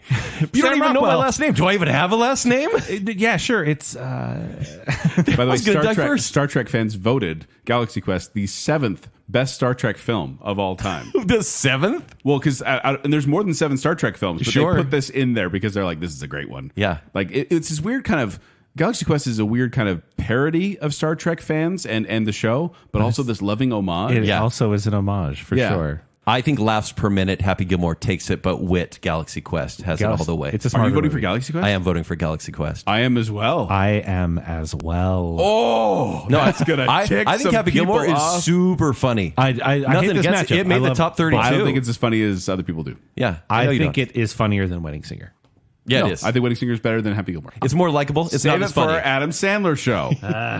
Galaxy Quest moves on. Look, I have one job on this lousy ship. It's stupid, but I'm gonna do it, okay? And our final matchup of the first round, if you're still first round? still listening, Blazing Saddles. In order to ruin a western town, a corrupt politician appoints a black sheriff who promptly becomes his most formidable adversary. Versus Game Night. A group of friends have a game night and get into real life mysteries and dangerous situations. That's all I'm going to say. Jesse It's a really Plemons long is there. Oh, Jesse Plemons. So this is the newest movie. Game Night is the newest movie on our bracket, coming in at 2018. The Blazing last Saddles, great comedy? Blazing Saddles is one of the oldest ones at 1974. Yeah. I watched Game Night for the first time tonight. And I cried laughing twice. Jesse Plemons? Okay, hold Jesse on. Hold Plemons on. is so good. Fixing the wound. The bullet wound? Oh, The when they bullet start- wound when he has the squeaker in his mouth. Uh-huh. Died laughing. When they- and the when other they- one, you, I like this recipe, honey. the other The bullet, wait, did you get a shot twice? They're trying to get the bullet out of this guy, and they both start gagging. And every time I watch that, Dry I cry heaving laugh. is my funny bone. Yeah? Yeah. the other one, I'm laughing just thinking about it. Oh no, he died. Oh, no, he died. When a guy gets sucked into an engine, she's Also- like, yes. Oh, no, he died. You have Jesse Plemons, who is the all-star of this movie. 3 bags of Tostito scoops, I notice. 3 for 1? How can that be profitable for Then he Frito-Lay? writes Oh, Frito my Lay, and gosh. they say they confirm it's not a deal. Honestly, Game Night is a dark comedy. Like some terrible stuff happens. And truth be told, it is also quite vulgar in parts. But it is, like you said, the best comedy to come out in the past 10 years. But then you have the classic comedy that, of course, is going to be on every single list because of the time it came out and what it got away with. It was insane. So Empire's number 14 comedy, AFI's number 6. You're talking about Blazing Saddles. Blazing Saddles, which is that quintessential comedy that needs to be on the classic critical 100%. list. I want someone to say something nice about this movie that is not, you would never see that movie made today. That is the only commentary I hear about this The fourth wall movie. break is quite clever. Like the being a studio picture because it feels like such a studio western of the time. when they go into even at the the end, intro there's song, a chase, and they go into all the different and other they studios. break through the studios. It is so clever. I to me. laugh every single time that horse gets punched in the face. Yeah. I don't know why. It makes me laugh, but every time I'm like, that is so... You don't see that. Our only Gene Wilder.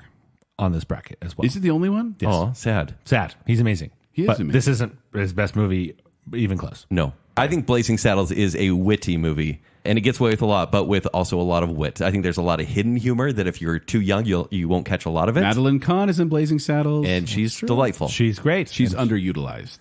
But the movie I am just going to cry laughing, much like Zack, is Game Night. I don't actually. I think Blazing Saddles is a movie that I get that you can't do that now, and it was funny then. The N-word is said a lot in that movie. And But it is also said by the bad people in the movie, the ignorant, bigoted people in the movie. And I can look at it and I see what it's trying to say. It's not, it's making commentary on that in a positive way, but it's uncomfortable to watch.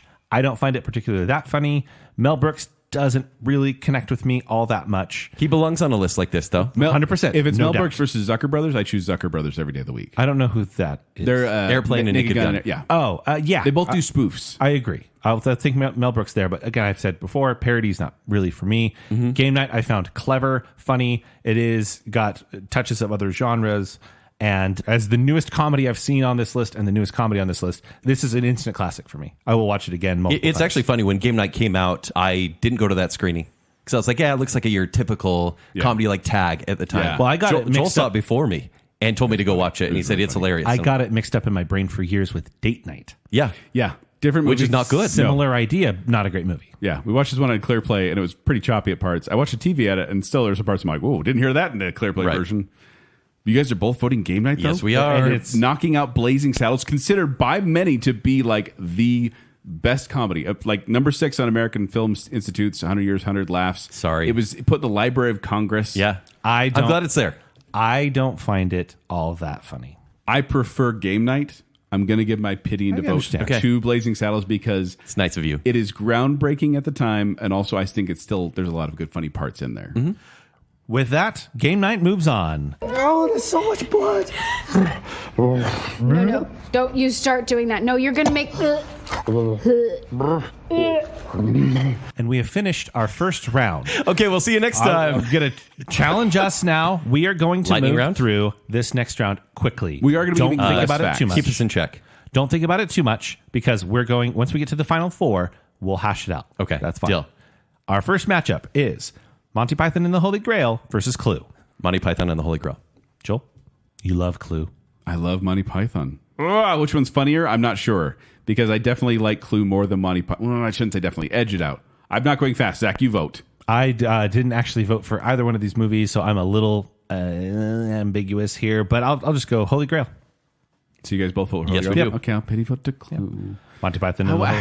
I just want to talk about it, how they had 3 different endings in the movies, and it was funny because they had a different ending, and then people would argue about it. Which is the real one? Do we know? Well, they have one that here's what really happened. On the DVD, you get the here's what really happened at the end. Carrie Ah. Fisher was supposed to be Miss Scarlet, but then she had to go to a treatment facility for her addiction, so she didn't get to be part of it. I think that gimmick is cute, but it doesn't make the movie better. Nope. It's just cute. I love it. Monty Python and the Holy Grail moves on. Now stand aside, worthy adversary. 'Tis but a scratch. A scratch? Your arm's off. No, it isn't. Well, what's that then? I've had worse. The Naked Gun versus Cloudy with a Chance of Meatballs. 2 very different movies. Very different movies. One of these. I don't know. This is hard for me too. I love the Naked Gun is actually based on Police Squad. It's a TV show. I think it ran maybe 1 or 2 seasons. It was very short. Yeah. Very funny. A lot of the gags are used again in Naked Gun. So Cloudy with a Chance of Meatballs was kind of ruined by its sequel. Very inferior sequel. Once again, I choose to forget that sequel. I really like the second movie of the Naked Gun series. I might like Naked Gun 2.5 more than I like the I think Naked I do Gun. too. 33.5? I don't like 33.5 at all. I shouldn't say at all. I don't. I mean, it was fine. Like, it was just dumb comedy. Okay. Yeah. It's lesser. If you're going to watch Naked Gun, watch the first 2 and then... I think I'll lose here, but the Naked Gun. Joel? If we're going comedy of comedies here, I look at these 2 and I laugh at both of them a lot. Mm-hmm. These are all sounds that are staying in. No. Noises. Oh, man. The eye candy of Cloudy's Chance of Meatballs is I love the colors. I love the visuals. I thought you were going to say Priscilla Presley real but quick. That's also, yeah. But there are so many visual gags in Naked Gun. It's visual gags versus puns. And I love puns. There's visual gags in Cloudy's Chance of Meatballs. Yeah, there are. But I see it as a pun type movie. Zach, do you have a strong opinion? I'm deferring. I don't. I would like you to. Well, then, okay. You voted for Naked Gun? Yeah. Okay. I'm voting for Naked Gun too. Okay. Oh, Yeah. okay. I was going to go the opposite thing, but the thing is, when I think about it, Naked Gun to me is more comedy of comedies. Cloudy Chance Meatballs is more of an underground. Everyone if you haven't great. seen it, you should watch it. Super and you will fun. laugh. Truthfully, I would have voted for Naked Gun as well. All right. With that, the Naked Gun moves on. Doctors say he's got a 50-50 chance of living. Though there's only a 10% chance of that. Now we have Ghostbusters versus Shrek 2. Both of these are in my top 10 list of all time. Zach, go first. Shrek 2, I think I don't look at Ghostbusters as a comedy. I think it's humorous. I think it's endlessly entertaining. But I think of it more as action horror than I do comedy. Shrek 2 is just a clever comedy. My love for it is well known on this show. Ghostbusters was supposed to be much more serious. When Dan Aykroyd wrote the story, it was actually this very kind of spooky, scary story starring him and John Belushi. Yeah. It shows that it wanted to be that. And I think that's the difference between Ghostbusters 1 and 2. By the way, what's the name of the green ghost in Ghostbusters? Slimer? No. He's never named. He's actually called the Onion Head Ghost. I think they called him. What? Not in the movie. That's what the creators created. He didn't get a name until the cartoon. Mm-hmm. What? Yeah. Mandela effect? He's never named. The Berenstain Bears? The real Ghostbusters came out. What's happened? The real Ghostbusters came out and they named him. I also love Ghostbusters just for the practical effects they use, but mix it with kind of visual effects as well. It still looks so good. It still looks really good. It looks dated, but in a good way. Mm-hmm. Ghostbusters. I get it. You're both voting for Ghostbusters? Nope. He did I'm Shrek voting 2. for Shrek 2. Oh, you did Shrek 2? It's me. Oh, it's on me. Yeah. You deliberated too long. I did. You made too many mouth sounds.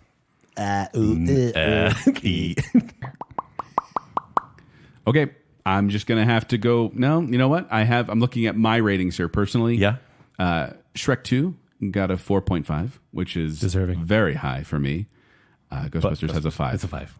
But is that a movie of movies thing, though? Is that a comedy of comedy? I'm just thinking about, Shrek I have a hard time liking just because it is a lot of lowbrow humor.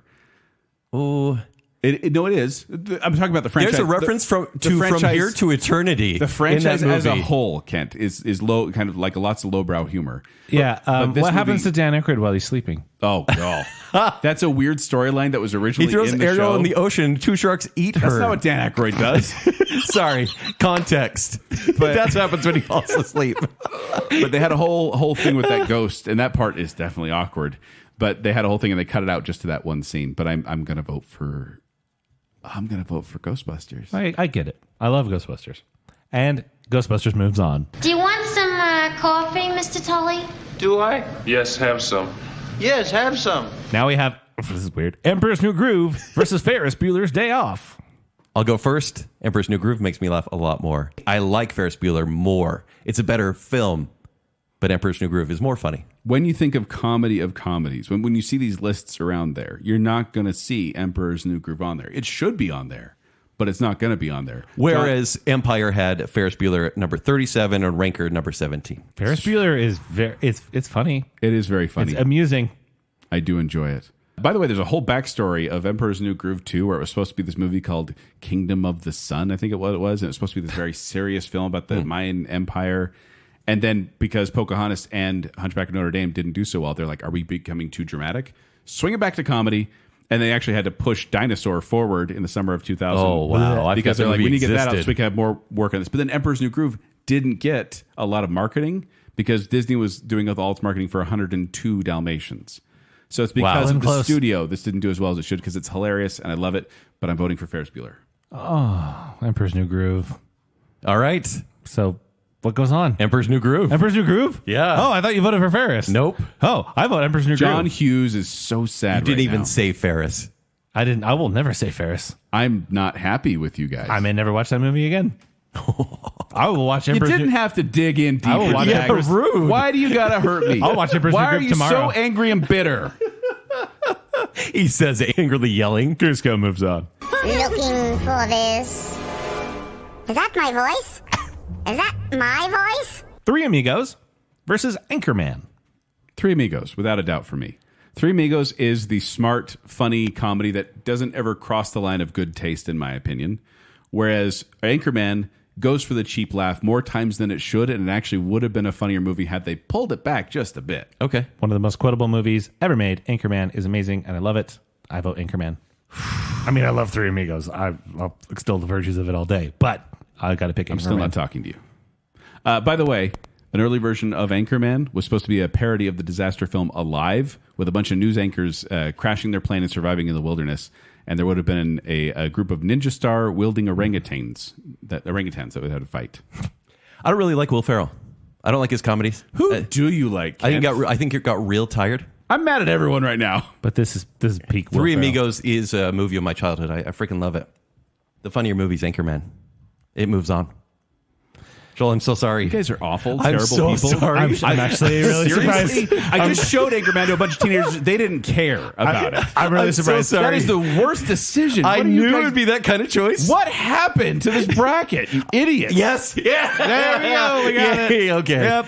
I feel fulfilled. We didn't get any of that in the action movie bracket. We agreed too much. Anchorman moves on. That's the we messed up giggle. It really is. I don't know what we're yelling about! Now we have Dirty Rotten Scoundrels versus Airplane. Airplane.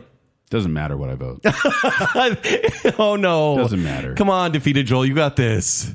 Why would you put Anchorman ahead of Three Amigos? It is more funny. It's funnier. It's not. One's like a Objectively, Seven it's not. Samurai story, which is so funny, and the other's Anchorman. You got Brick, Paul Rudd, Ryan Fontana. I love. Shut up. We're done talking about that. I hate both of you. Oh, no, we're going to talk about it again. Dirty Rotten Scoundrels, I absolutely love, and I think it's a wonderful story. I laughed more when I watched Airplane. Yeah. The spoof comedy really is my vein of comedy. I'm voting for Airplane. Me too. It's Airplane. Airplane moves on. Can you fly this plane and land it? Surely you can't be serious. I am serious. And don't call me Shirley. All right. Shaun of the Dead versus Dumb and Dumber. It's a bizarre matchup. Oh, wow. Yeah, that's two great comedies. Joel, do you want to go first? You want to kill a darling? Like, this is a darling for you, right? This is a darling matchup for many people. Dumb and Dumber. Whoa! No, you're serious? I like Shaun of the Dead more.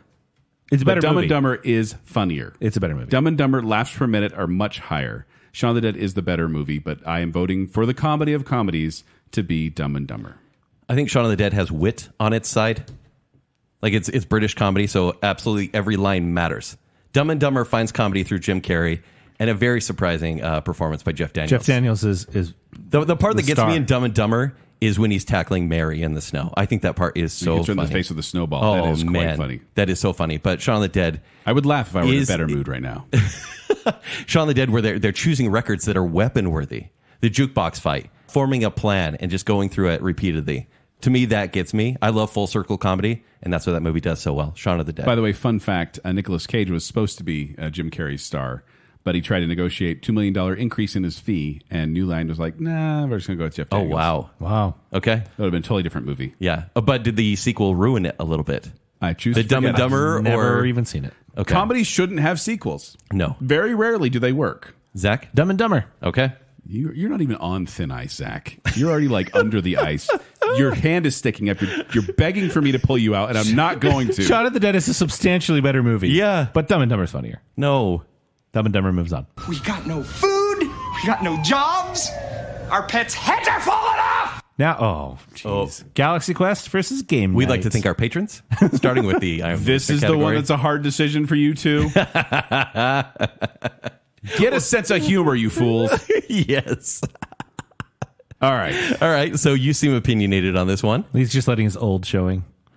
The thing is, Zach, seriously, I've never punched someone on Baconsale before, but I'm getting close. Jake almost a few times. Well, off air. Yeah. Galaxy Quest, I think, is absolutely funny, but I also think it's a lot more serious and comedy.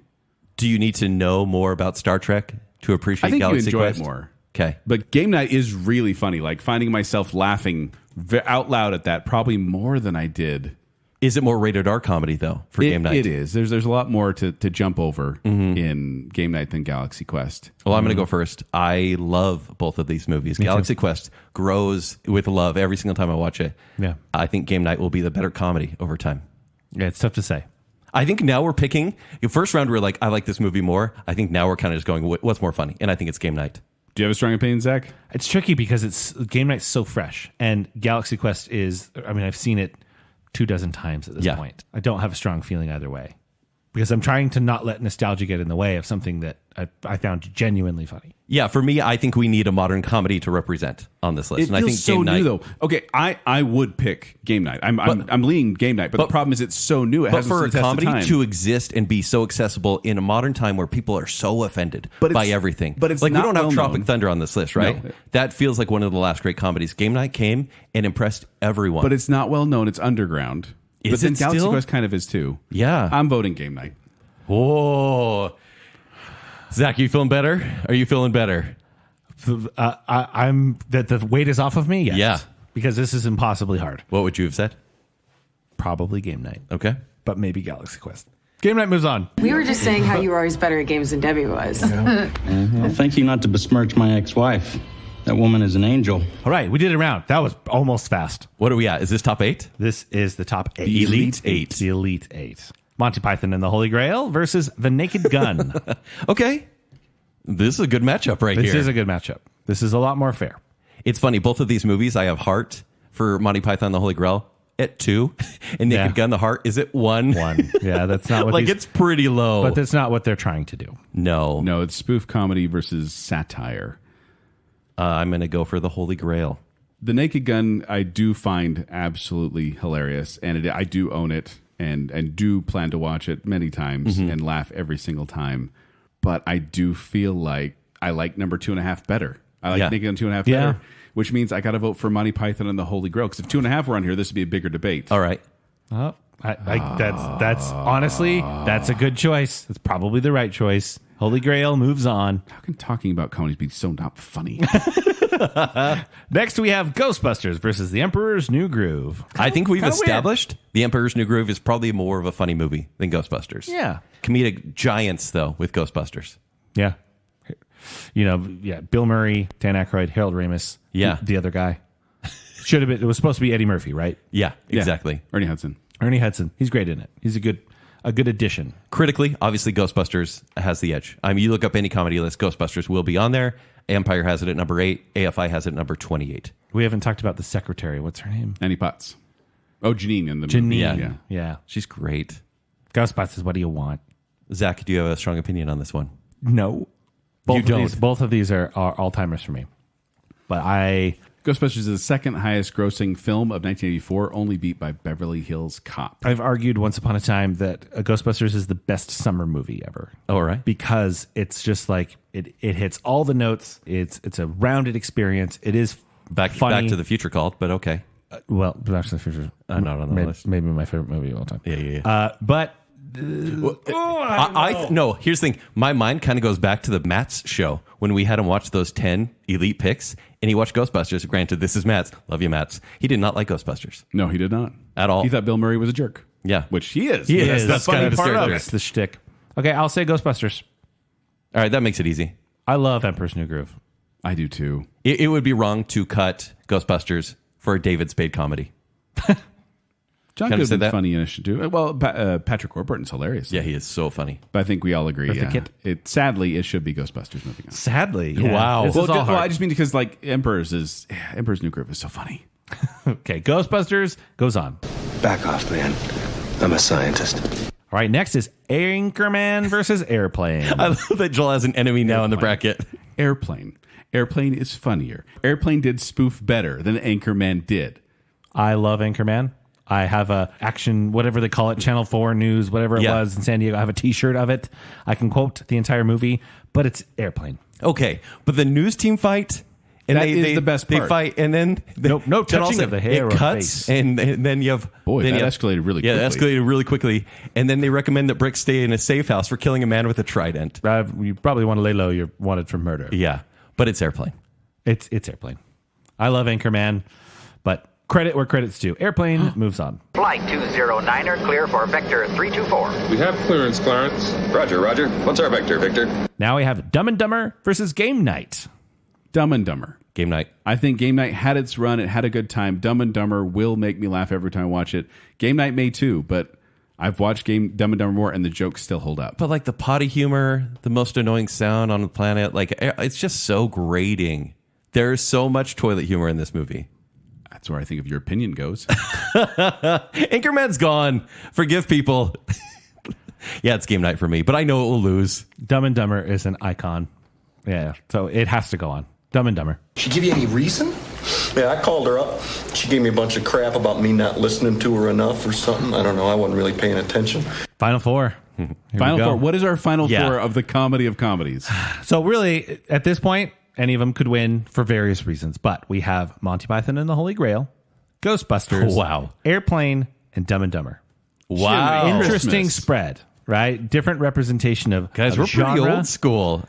It makes sense for the audience. I also think... So it's 70s, 90s... What's 70s, 80s, 90s, and Airplane's 80, right? Yeah, 80 on the dot. Right. But we've got kind of parody, what would you call Holy Grail? Absurd. Mm-hmm. Yeah, satire. Parody too. They're parodying all the old school stuff. Action comedy. And then zany 90s comedy. I mean, these are really kind of doing a different thing. Mm-hmm. And depending on your taste, you're going to have an easy choice here. But the first one is Monty Python and the Holy Grail versus Ghostbusters.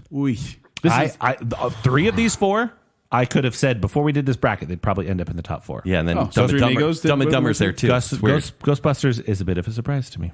Well, it's the more likable movie. This is the quality movie on the bracket, I think. This is...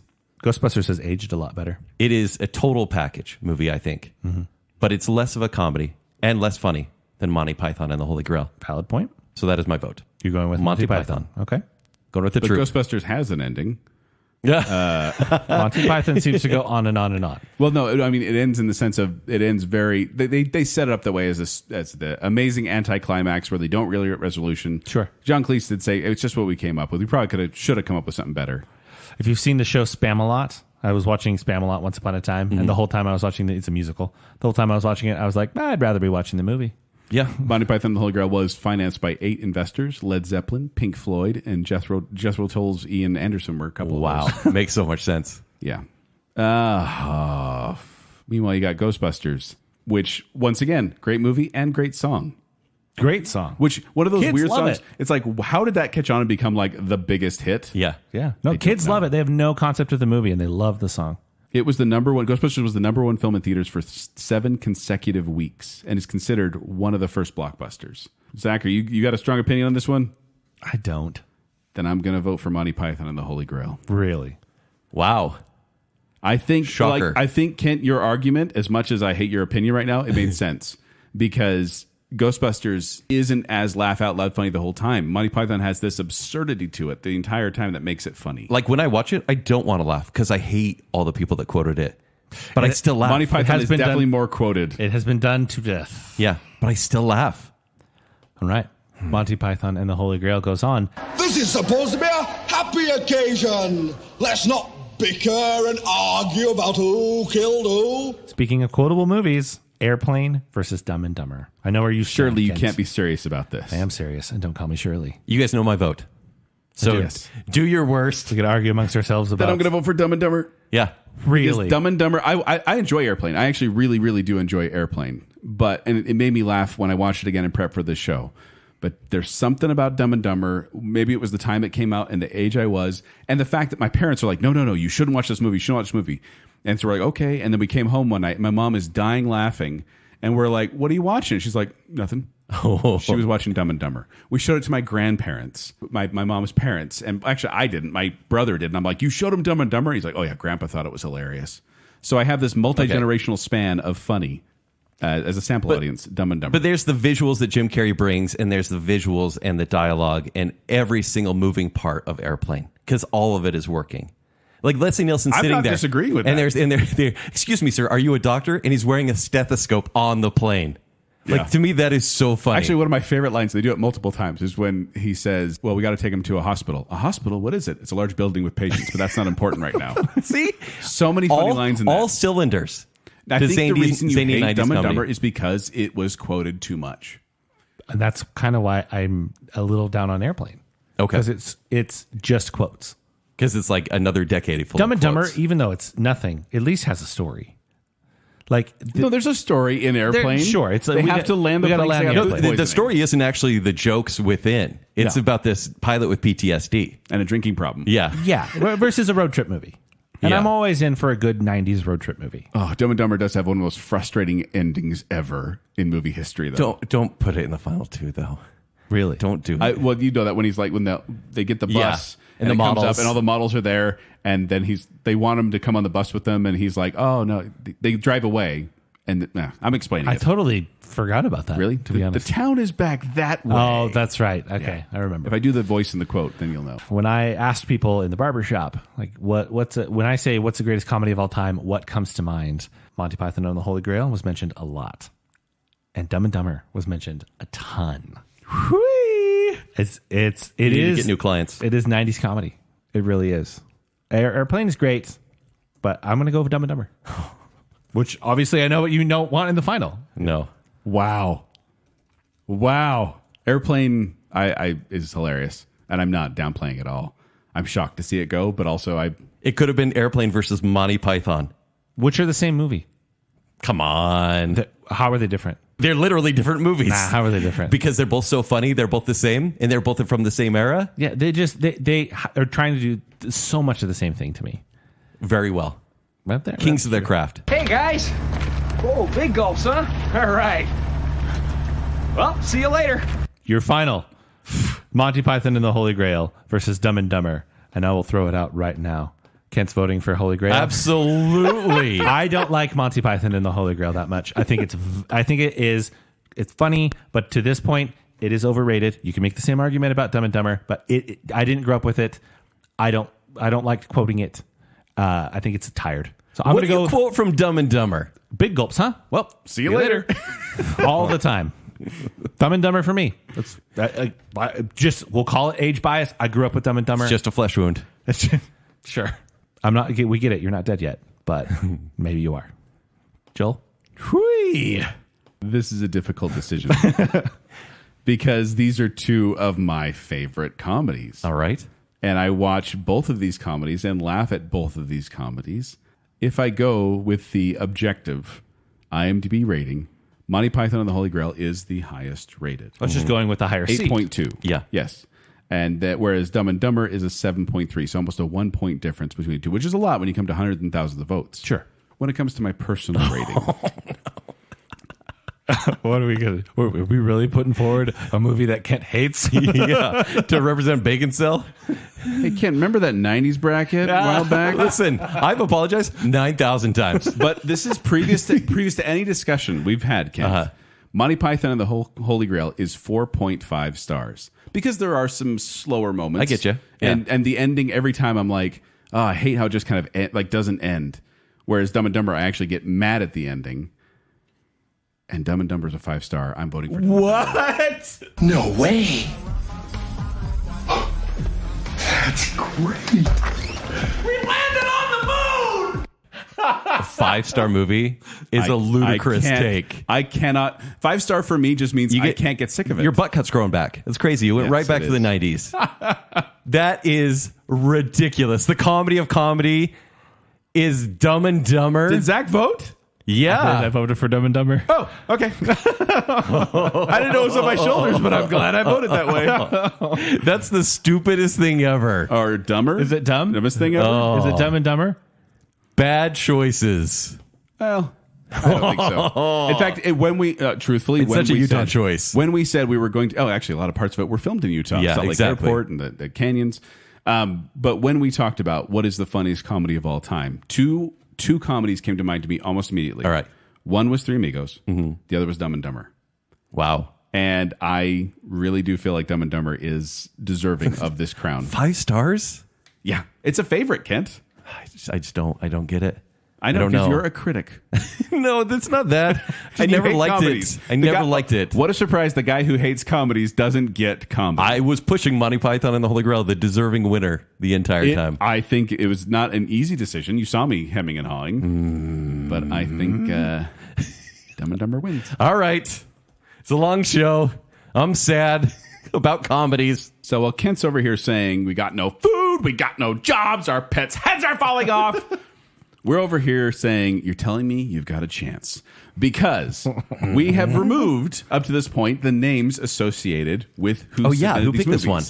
So we are now going to reveal. I'm not going to lie. I forgot that was a thing. Yeah. We are now going to reveal who picked Dumb and Dumber as the winner of this bracket. And as I stated before, if you were the first person to pick this movie, then you got it. There were a couple different submissions for Dumb and Dumber, if I remember right. But the first person to submit it and the winner of this Comedy of Comedies bracket is Drew Cutler. Hey, Drew! Drew Cutler, you bad picked Dumb choice, and Dumber. my friend. I was going to say, wait, who's really bad right now? Oh, Tim Behunin. He's going to be ticked. Yeah. He chose Monty Python, but smart man. He chose wisely. Mm-hmm. So congratulations, Drew. We'll be reaching out to you. You get some Baconsale merch for successfully predicting which movie was going to win. Walk of shame. And I'm perfectly fine with this winner. But let us know if you agree with this. You can print off your own brackets at baconsale.com and play this with friends and family. And I encourage you to do so to see if you end up in the same place or they end up in the same place. We want to know. We love it when you guys show us your brackets online so that we can then see where did they go on this. And then we kind of get a consensus of whether we were right or wrong, even though we know we're right. Or wrong. But let us know on Facebook. Let us know on Instagram. Let us know on Twitter if our pick made you laugh or it made you cry. All right, before we go, we'd like to thank some patrons. So from the I Am the Listener category, we have Taylor Sanderson, Sir and Madam Hicks, Scott Sprague, Ryan and Marley, Rocky and Steph, Lady Terry A. Finley, Juice the Cooler King Swallow, Jennifer Kilkowski, Dave Kelly, Casey Cummings, Briggs is Hot, Angela Plotz, Andrew in the Cold and Dark, and Adam and Rachel Crump. And from the Bacon Council, we have the one, the only, Chris Anderson, Steven, everyone's favorite Ross, Star Wars expert Kyler, our favorite couple, the Madsons, Nicole D. Kale, Johnny English the Brick, Her Royal Highness Jessica Terry, Glow Clan Daniel, Debbie Foster, and Beaker. Thank you, patrons. You are the Harry to our Lloyd. That worked really well, actually. Yeah. But if you want to find me, you can find me at 76Joel on Twitter. You can find me performing with Quickwits. They perform at the Midvale Performing Arts Center. For more details, go to qwcomedy.com or go to the Quickwits Facebook page. If you want to find me on Twitter or Instagram, it's at Kenny3DD. If you want to read my movie reviews, at ShowtimeShowdown.com. If you'd like to connect with me, you can do so on Twitter and Instagram at Tumbling Mustard. But more importantly, make sure you're following Baconsale. Please like that Facebook page and go to at Baconsale on Twitter and Instagram. While you're doing that, visit tpublic.com/Baconsale, where you can get yourself all sorts of fun merch. We'd love for you to wear Baconsale like a billboard. tpublic.com/Baconsale. And then if you like what's going on here and you want to support us further, visit patreon.com/Baconsale, where support starts at just $3 a month. As we mentioned, tier 2 patrons and up can see essentially the first round of this bracket, where we showed some cards that we eventually argued about here in this episode. Patreon.com/Baconsale. So until next time, you're still here? It's over. Oh, go home. Say fair. Go.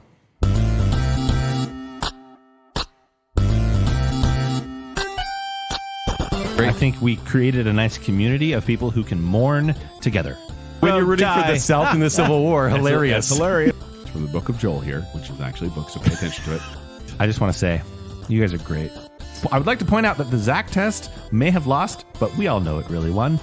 Zack, no matter what happens after this, we had this moment. Oh, you feel awkward. Always the bridesmaid, never the winner of this bracket. You can't keep putting yourself in the victim position, Zack. I'm questioning your Shrek love. Shrek is love. Shrek is life. Did you forget how this show works, Zach? Zach, are you okay? Zach, are you good? What are you smelling right now? As a millennial here, I'm just going to say goodnight. No, I'm good. We're done. If Madeline Kahn is the queen of this bracket, Rachel McAdams is the princess. It's about Idaho, Utah's hat. Loved it back in the day. Yeah. But just like Cafe Rio, I've grown tired of it. Do you have a pick for it, Eddie? This is better Hamlet than The Lion King. It's stupid, but it's my kind of stupid. What? Yeah. Mandela effect? He's never named. The Berenstain Bears? The real Ghostbusters came What's out. happened? What happens to Dan Aykroyd while he's sleeping? Oh, that's a weird storyline that was originally he throws in the Ariel show. in the ocean, 2 sharks eat her. That's not what Dan Aykroyd does.